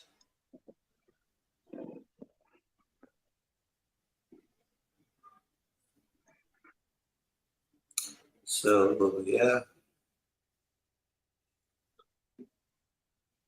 Well, we're looking at probably getting a good set of storms coming in fair soon. I need to start getting to laying So wood. what you think, Blaine? You think we're gonna have a power outage like last year? Remember when 11 states were without power right before Christmas? Oh, I predict that, you know, this year people are going to they're going to be astonished by the capabilities of Mother Nature. I think it's gonna be worse this time. There's a It reason could, why I'm building up. Folks don't get it, but you know, there's a reason why I am building up, not out. mm, right.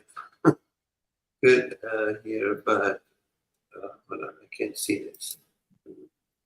Good here, but there are some stores. Oh, okay. Yeah, I can imagine that we're gonna have more power outages this year.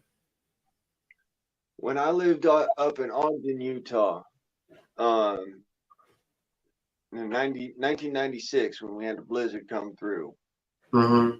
uh, we had 30-foot snow drifts.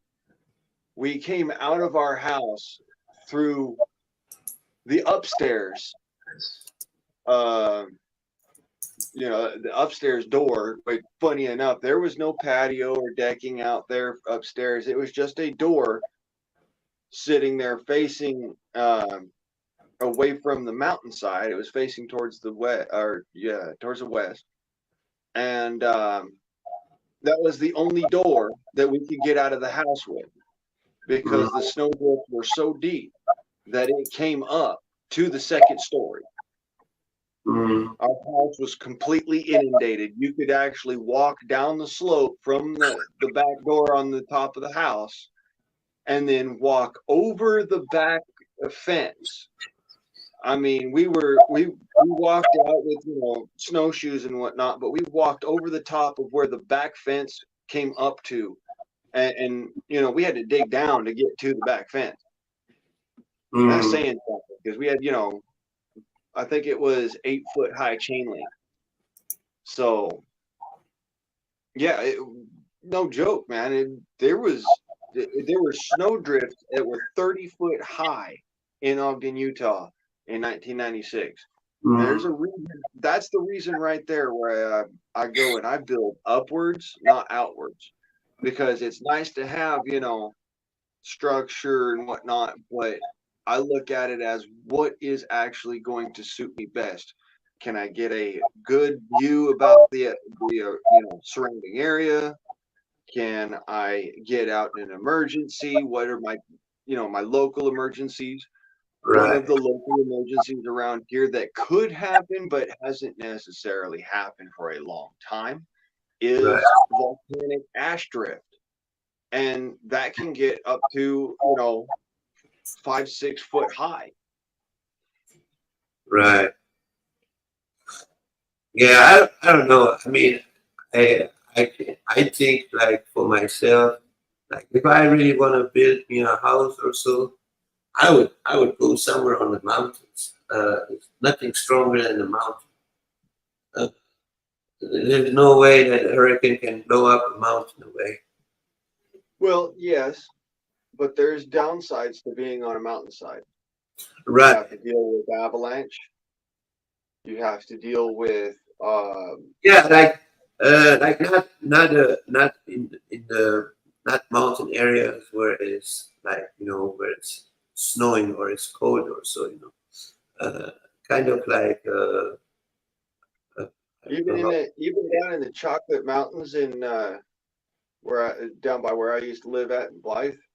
Uh, they have their own hazards. You've got uh, deadly animals everywhere.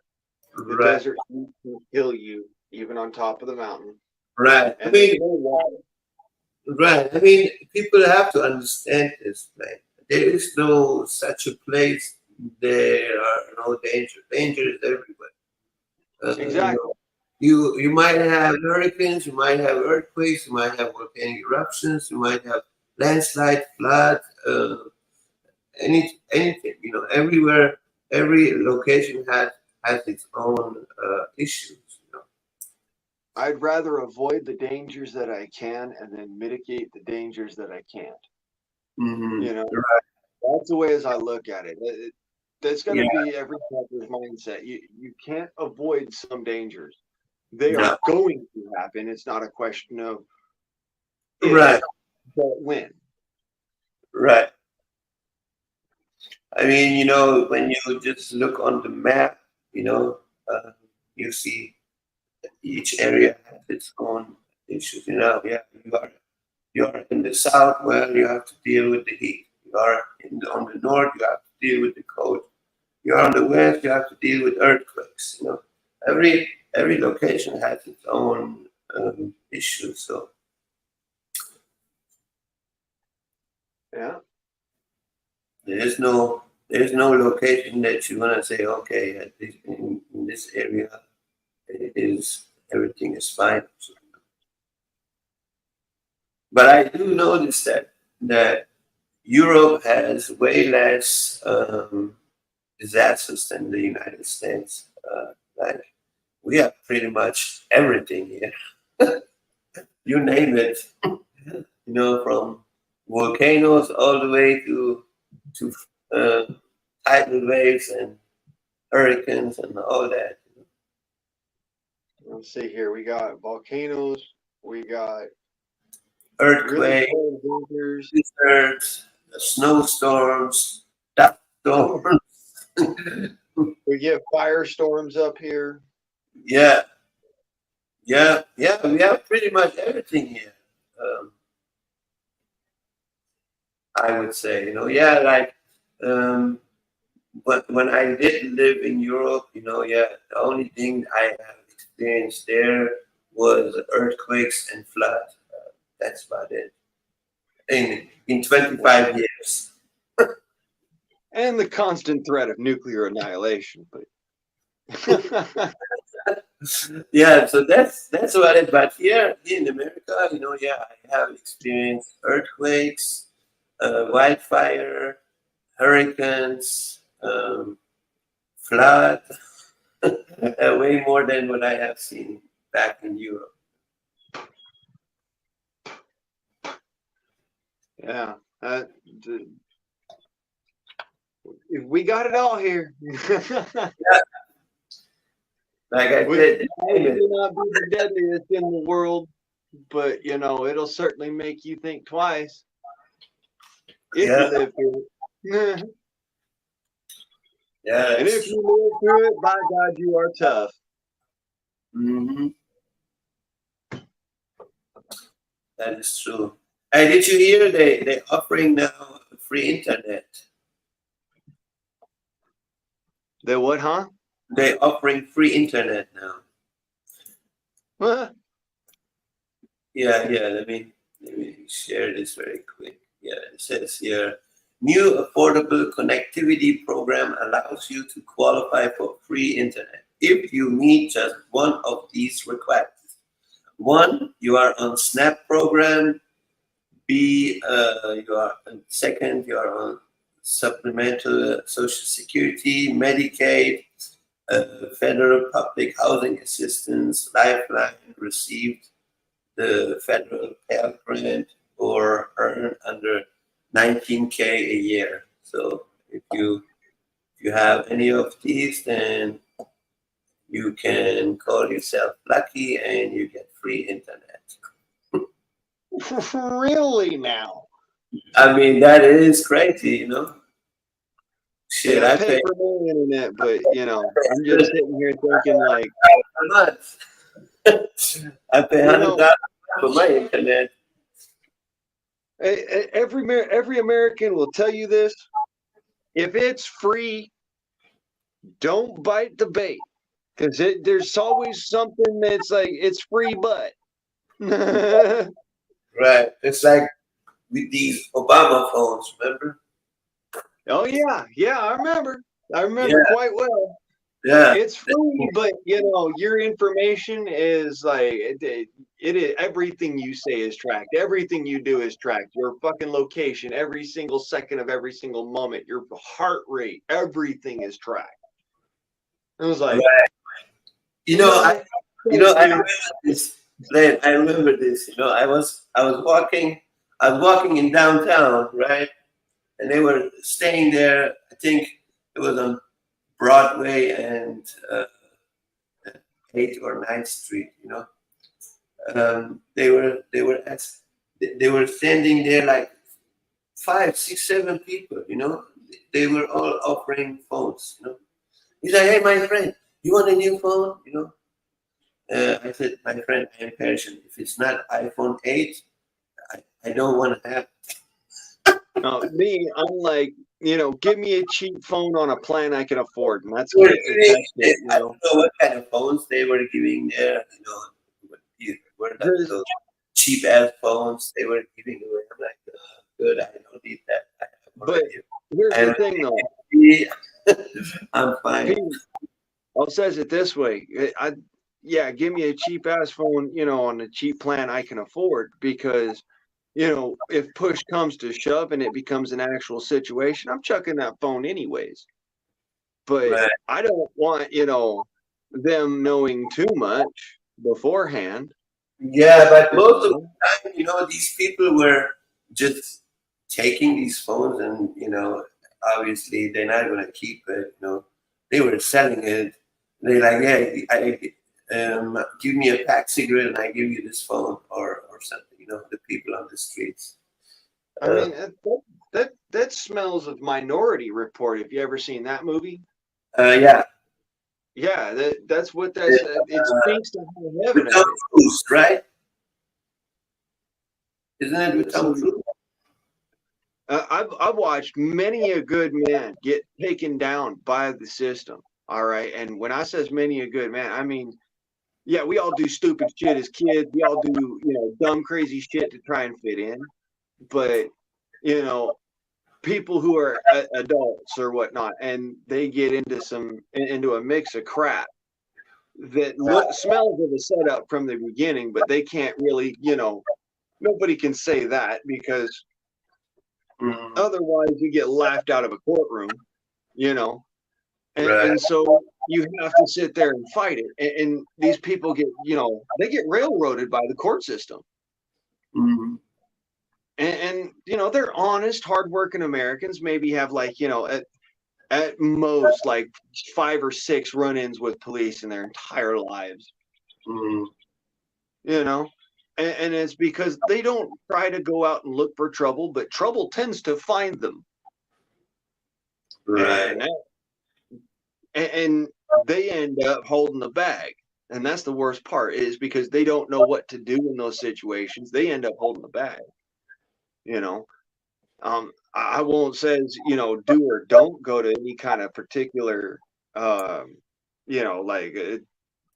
association or whatnot, but at the same time, do have the information at your own fingertips, because at the end of the day, the only person who is fighting for you after you have gone through and, had to use deadly force is you. Nobody else is backing you. Everybody else is looking at you kind of funny, because they don't know for sure if you were, in the right or in the wrong, and they don't want to get caught up in it. So, unfortunate as it is, it's the reality of the world right now. Right. Just because, there's no law there's laws to protect the Good Samaritan, but they are seldom brought into being used. Right. In fact, it's so seldom that I think that I can honestly say that there's only a few instances where those laws were brought into play because charges were levied during a Good Samaritan instance. And right. Inevitably, a lot of the time when that is the case, they still ended up getting charged and convicted because they do not understand the legal system well enough to be able to walk through it. Right. I was searching for preppers, right? So I said, hey, I know there are a lot of preppers here in America. I said, yeah, let me look up how many preppers does Germany actually have, right? And then I came across this article, and I did not know what to say about it. I was shocked. Now let me show this article to you. Let me see. Can you see this? Yeah, you can see this. Okay. It says here, harmless stockpilers or neo-Nazi survivalists. In Germany, a radical subset of doomsday preppers is hoarding food, amassing arsenals, and getting ready to kill immigrants, Muslims, and lefties. The German government is only just waking up to the far right threat lurking in the scene by the Spiegel staff. That's their news something. At first glance, the survival group online forum seems anarchist enough, a bit weird maybe. After all, who puts together a packing list for go bags, backups, with all the requisite emergency supplies in case Germany collapses? The author of the 6-page survivalist recommended 4 corn packs, the self-adhesive kind, plus some fried potatoes and bacon, as well as 48 tea bags, vacuum packed, and just to be on the safe side, a pair of Realtek Lead Defenders gloves and stun gun with integrated flashlight. But let me go to the part that really real blew quick. up. I want to ask just one simple question. What is so wrong with preparing for what is obviously inevitable due to the fact of who and what is running the government at this point? Because it's not just a who situation, it's a what situation. We got to remember that it all runs off of a system, and the system itself is not geared towards protecting the little guy, but it's geared towards well, keeping itself afloat.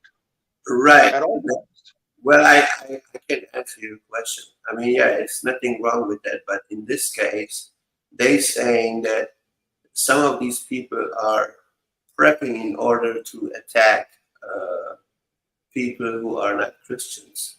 All right. Look, I'm gonna lay this down. I do not condone going and attacking somebody based off of their belief system. All right. Right. I'm gonna point out to you that shit is the excuse of wars for thousands of years, and we need to stop that horse shit. But at the same time, you do have a right to protect yourself against, what may come.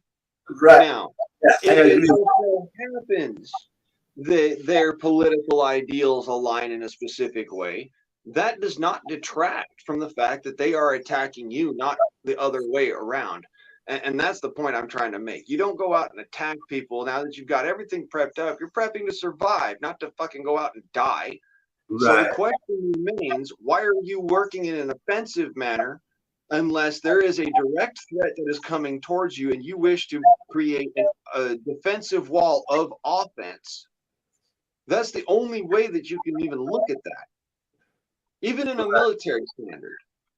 Right. I mean, the situation, or I say the laws in Germany versus US are a little different. Now, if you listen to this, it says here, in recent years, groups of preppers have begun showing up on authorities' radar whose motives go far beyond the mere stockpiling of emergency supplies. In the northern German state of Mecklenburg, Western Pomerania, for instance, there is a far-right prepper network by the name of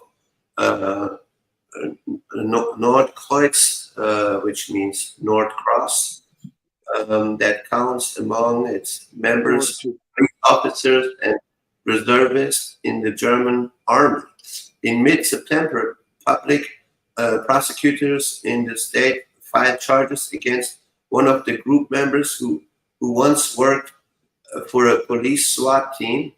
The man was accused of illegally hoarding more than 55,000 rounds of ammunition and Uzi submachine gun with a silencer, which he had allegedly procured from the German army. So now here in the U.S., here in the States is maybe legal, with some licenses you can have that stuff. But in Germany, it's completely against the law that you have firearms. I thought that was the interesting. Again, that's without specific special licensing. All right. And yeah, it's really difficult. Really, I want to emphasize the amount of difficulty that it takes to get a firearms permit in Germany, because I have paid attention to this. All right. And that's something else there. Just because I of course I watch the York Sprob channel. I did a little bit of dabbling in, checking out this particular foreign legislation. And yes, without a very specific permit, there's only a couple of them, I think, and one of them is very hard to get.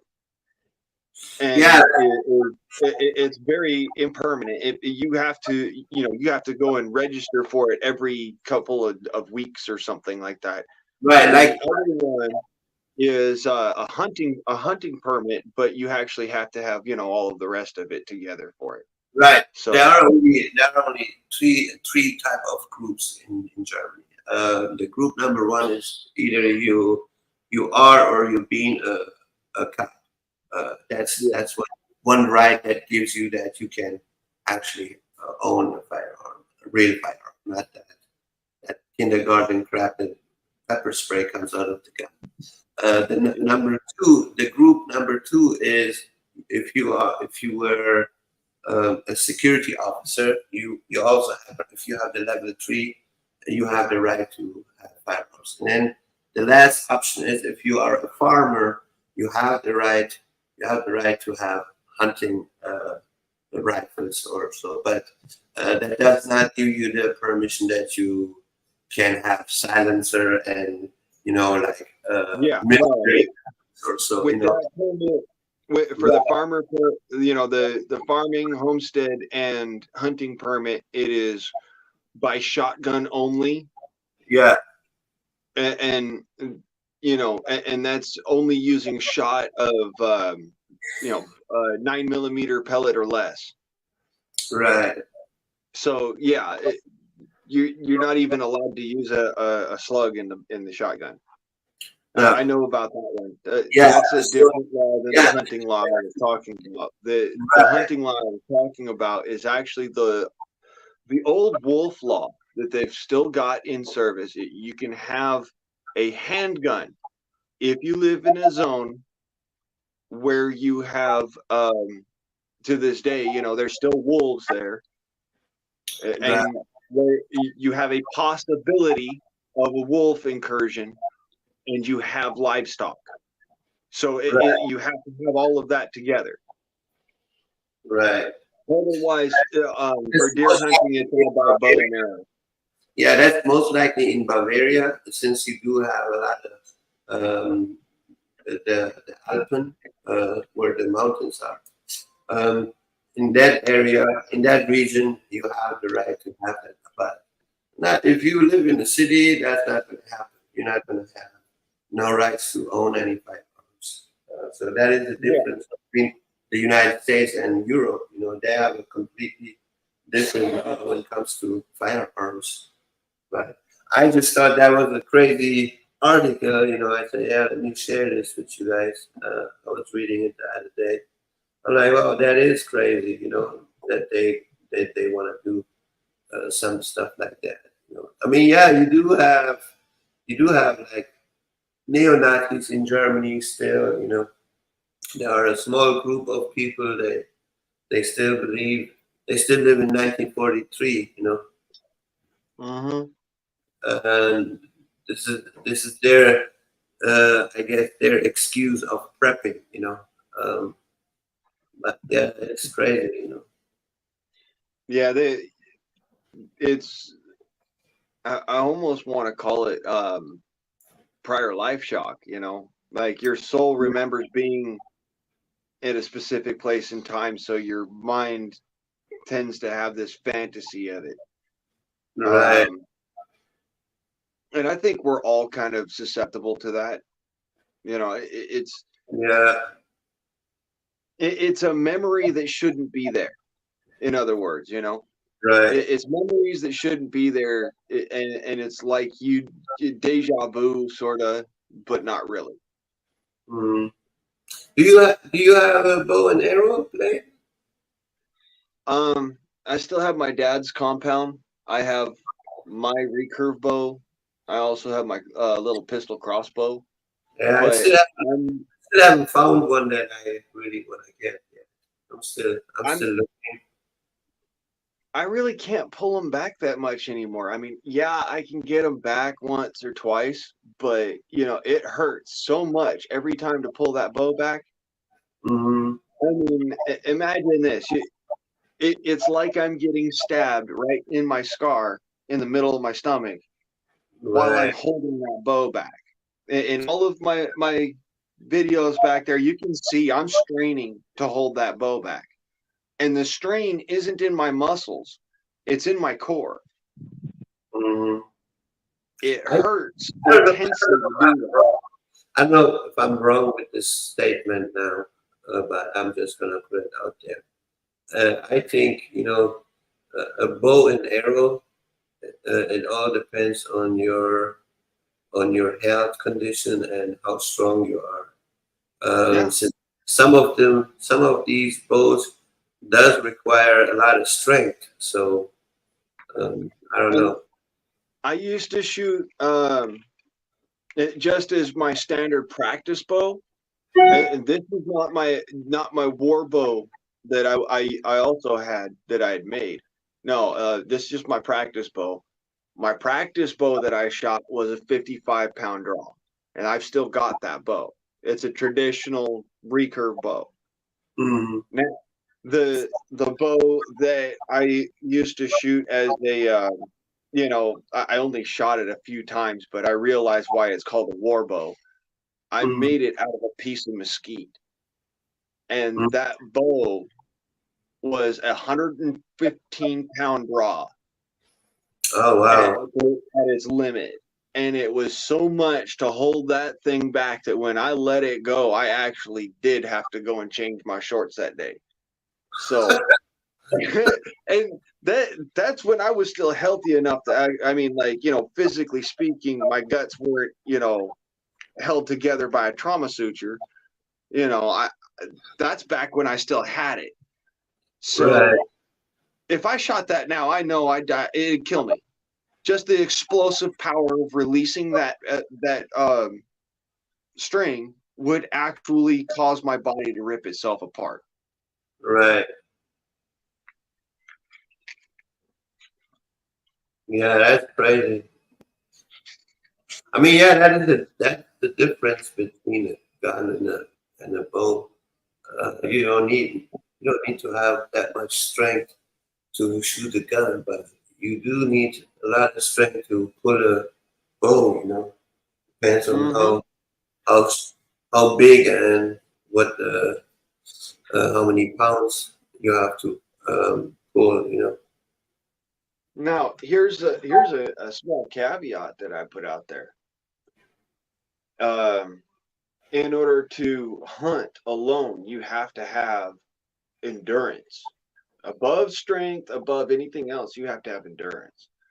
And that is why I think that hunters in North America are the largest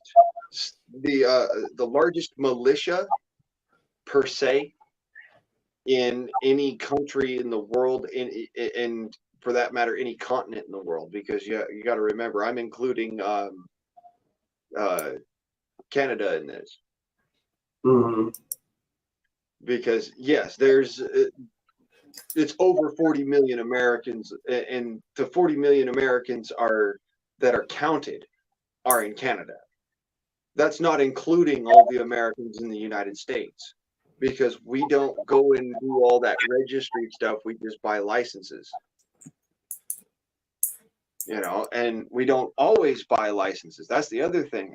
Anybody who's actually worth their weight in freaking legal salt knows that the action of hunting for sustenance is actually named in every single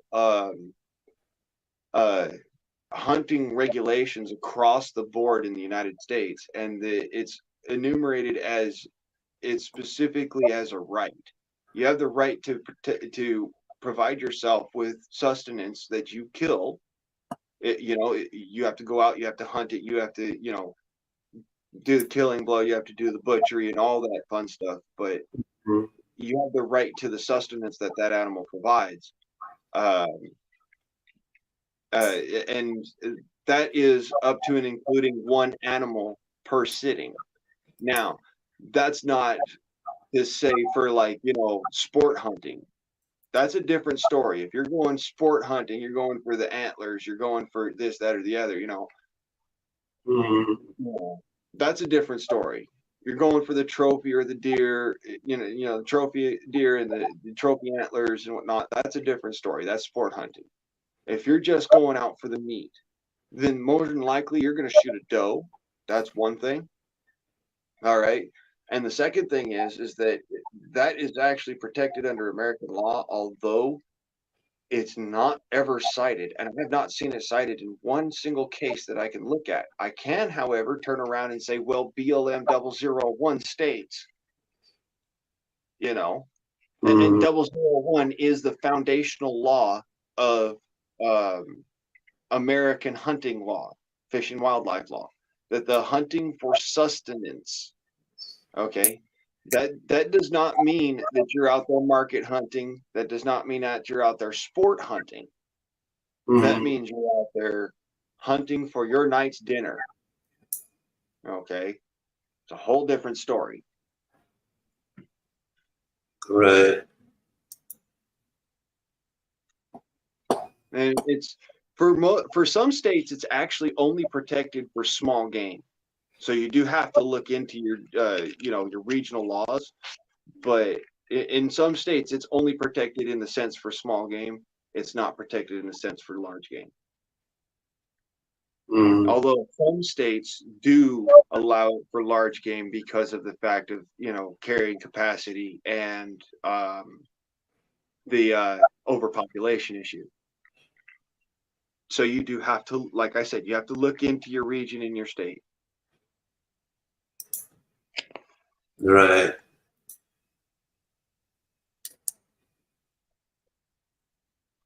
I don't know. I never shoot any bow and arrow before. I'll put it this way. Here in Oregon and over in Idaho, wild pigs may be shot on sight. Okay? And that's both sustenance and depredations, personal protection. Okay? But that being said, that's a large animal. That's a large game animal down in California. If you shoot a pig without a tag down in California, and you know you're not literally fighting for your life. That's the defensive clause down in California. You're not fighting for your life or your crops. That pig has every right to live just the same as you. You know, so you don't have you can't actually shoot the pig. You can shoot rabbits. Okay, you can fish for sustenance down there, but you cannot shoot a pig. You cannot shoot a deer. You cannot shoot a bear. Okay, you can't shoot any of those large game animals for sustenance in the state of California. And I know the differences because up here in Oregon, like I said, for the action of sustenance, it's actually even more restricted. You can't shoot any fur bearers.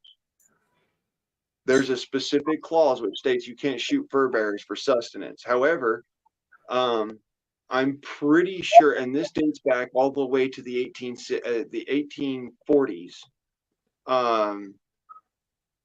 In Oregon, you have the right to hunt doe only, one single, for the sustenance of a full family, or rabbit for the sustenance of a single individual. And then they're very specific on the laws here. Other states, you can hunt one particular animal, just one, at any time, for the keep and take for your specific sustenance that night. Now, that's not saying sport hunting. Sport hunting is you're going out, like I said, for the trophy. You're going out with a specific set of gear, you know. You're not going out in your flannel jacket and your fucking camis. You're going out in you've got your blaze orange hat, you've got your camo all around, you've got your, you know, high powered compound bow, you got your you know, scent away carbon spray, you got all the extra bits and bobs, you're all camoed out, camo face paint, all the extra specials, you're up in a tree and whatnot, like ooga booga man, you know. That's different. You're sport hunting. That's not, you're walking through the woods with the only firearm you own, or the only air gun you own, or the only freaking bow you own, and you're hunting for tonight's dinner. Okay? Right. There is a difference. There's a chasm of difference here. Yeah. Yeah, that's true.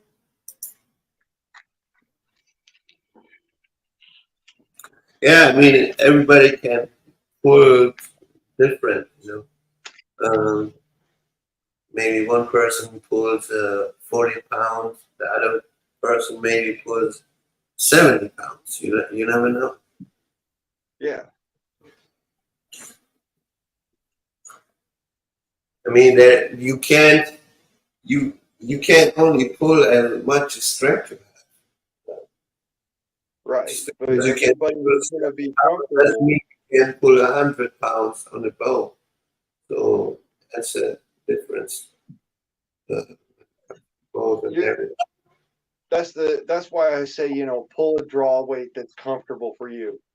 Right. And I even went as far as to tell that to my dad because he used to go for the maximum amount of draw he could. He didn't care about, oh, I can only pull back, 55 pounds reliably and put an arrow on top of an arrow. No, he wanted that 70 pounds of draw weight, maximum draw, because he was going to go and shoot an elk with it. And I thought to myself, that's dumber than fuck.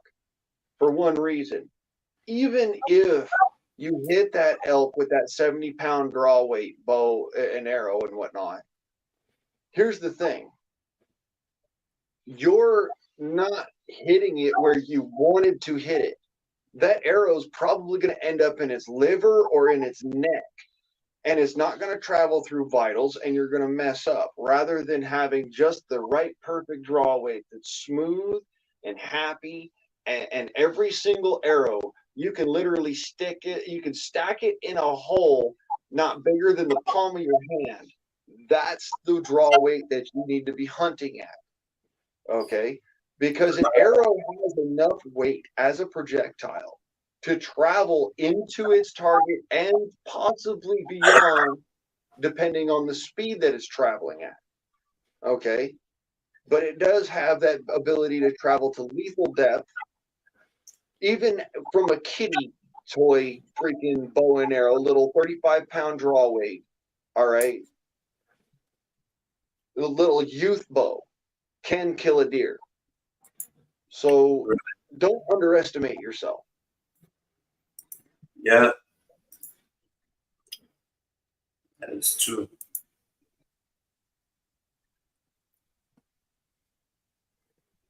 Shot placement, especially with a bow and arrow, is more important than draw weight any day of the week. Right. And I can say that from years of experience, even though anymore I can't, pull back a bow.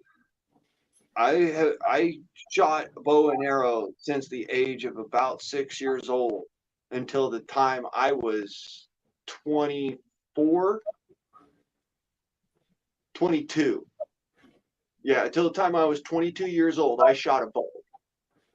And I loved bow hunting and I loved bow, I loved archery and all of that. I can't do it anymore.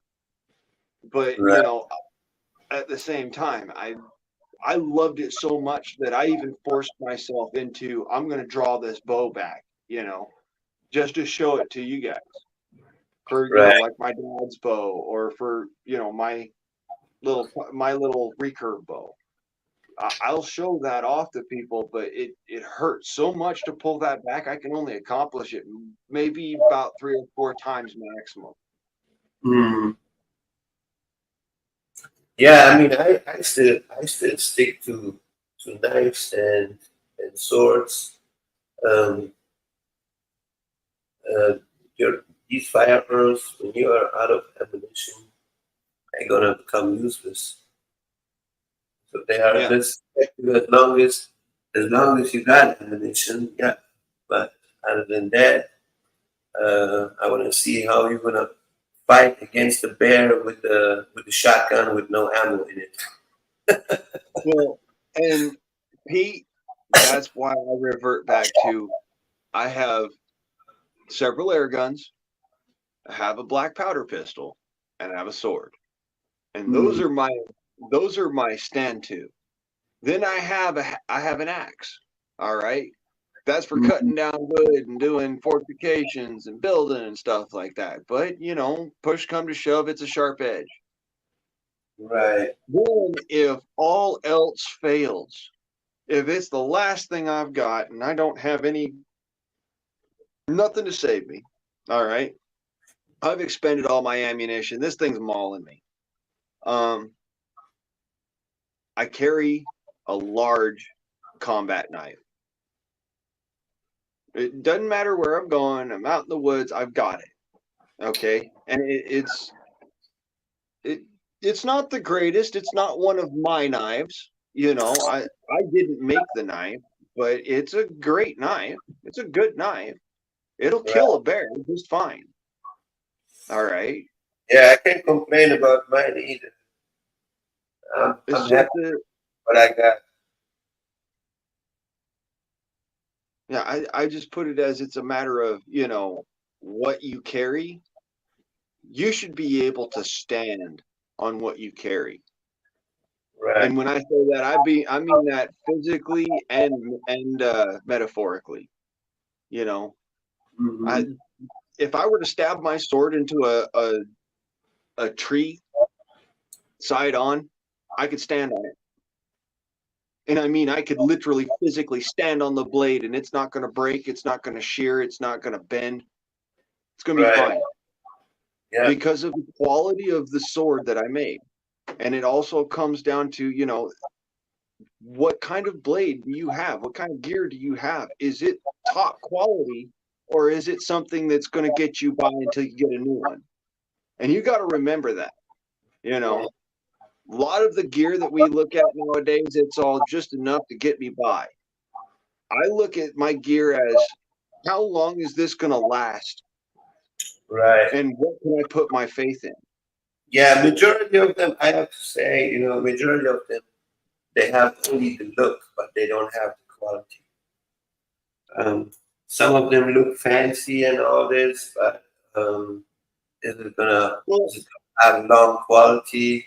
Is it gonna last you for a long time or not? That's a different question. yeah, they're made with production in mind. All right. They're made with mass production in mind. How quickly can I get as many of these out as I possibly can? They're not interested in um, is my blade going to stand the test of time? Is my blade going to stand the test of you know what so much that I may, you know, whoever I give it to, maybe, you know, put it to. No, my blades, Right. every single one of the blades I've ever made, you can stand on them. And I mean that figuratively and I mean that physically. You could Right. stab that freaking blade into the side of a tree and stand on the freaking handle and it's not going to shear on you. And Right. the reason why I designed my knife blades to actually work that way, all my blades to work that way, is specifically because I'm a hunter. I'm an outdoorsman.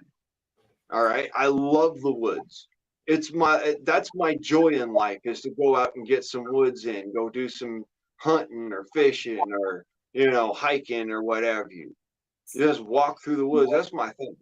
So when, you know, I do that, I want to have equipment that no matter what, I'm going to be able to turn around and say, this is going to last whatsoever. So it's worth me carrying. If I'm going to shed calories, I want to shed calories for a good damn reason. I'm skinny as it is. Right.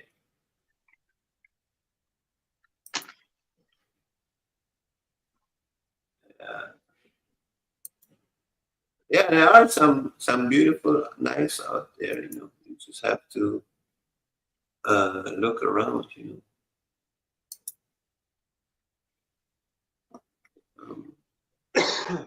I'm gonna be real quick here. I'm gonna be doing a couple of axes for a friend over there, Mad Shad. I'm probably gonna make one for myself.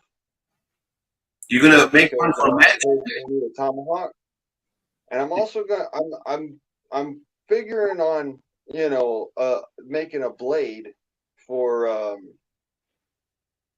another friend here on the interwebs.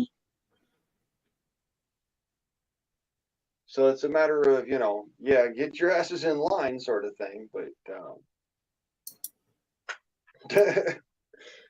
You making one for Matchet, you said? mm-hmm. Oh. Oh, okay. Like I said, my swords and knives are world class. They are. They're. I can stand.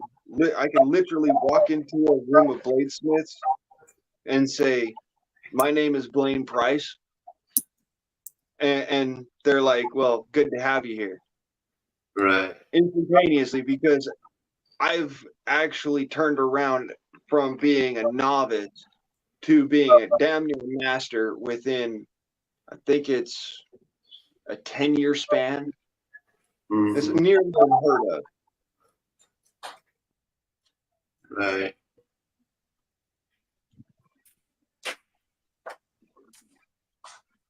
Yeah. Yeah, I can't wait to see it, man. When you have it done. So, yeah, mine wasn't that expensive. Um, I see it says here $73 on Amazon. But you already seen it. I'm just showing it to whoever is watching. Um, this is the knife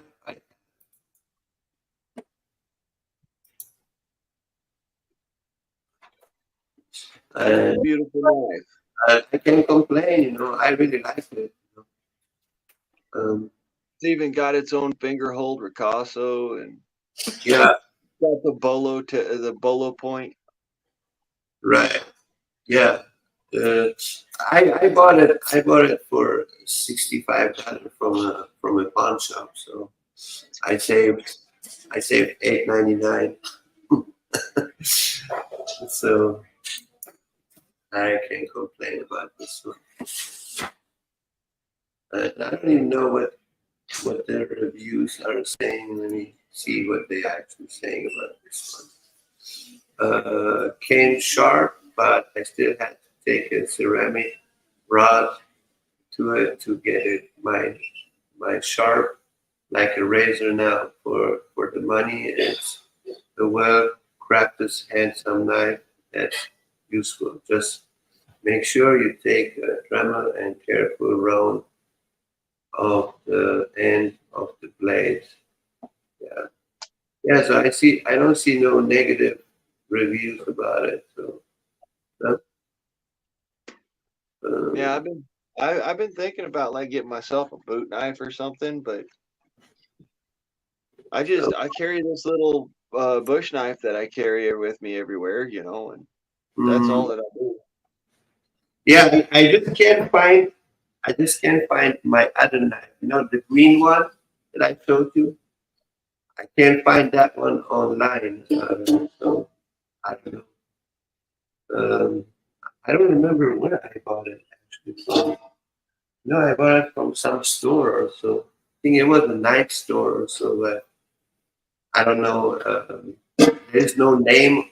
There's nothing written on. You know that I could look it up. So you know, like who made it or so. I don't know. I'm okay with that one too.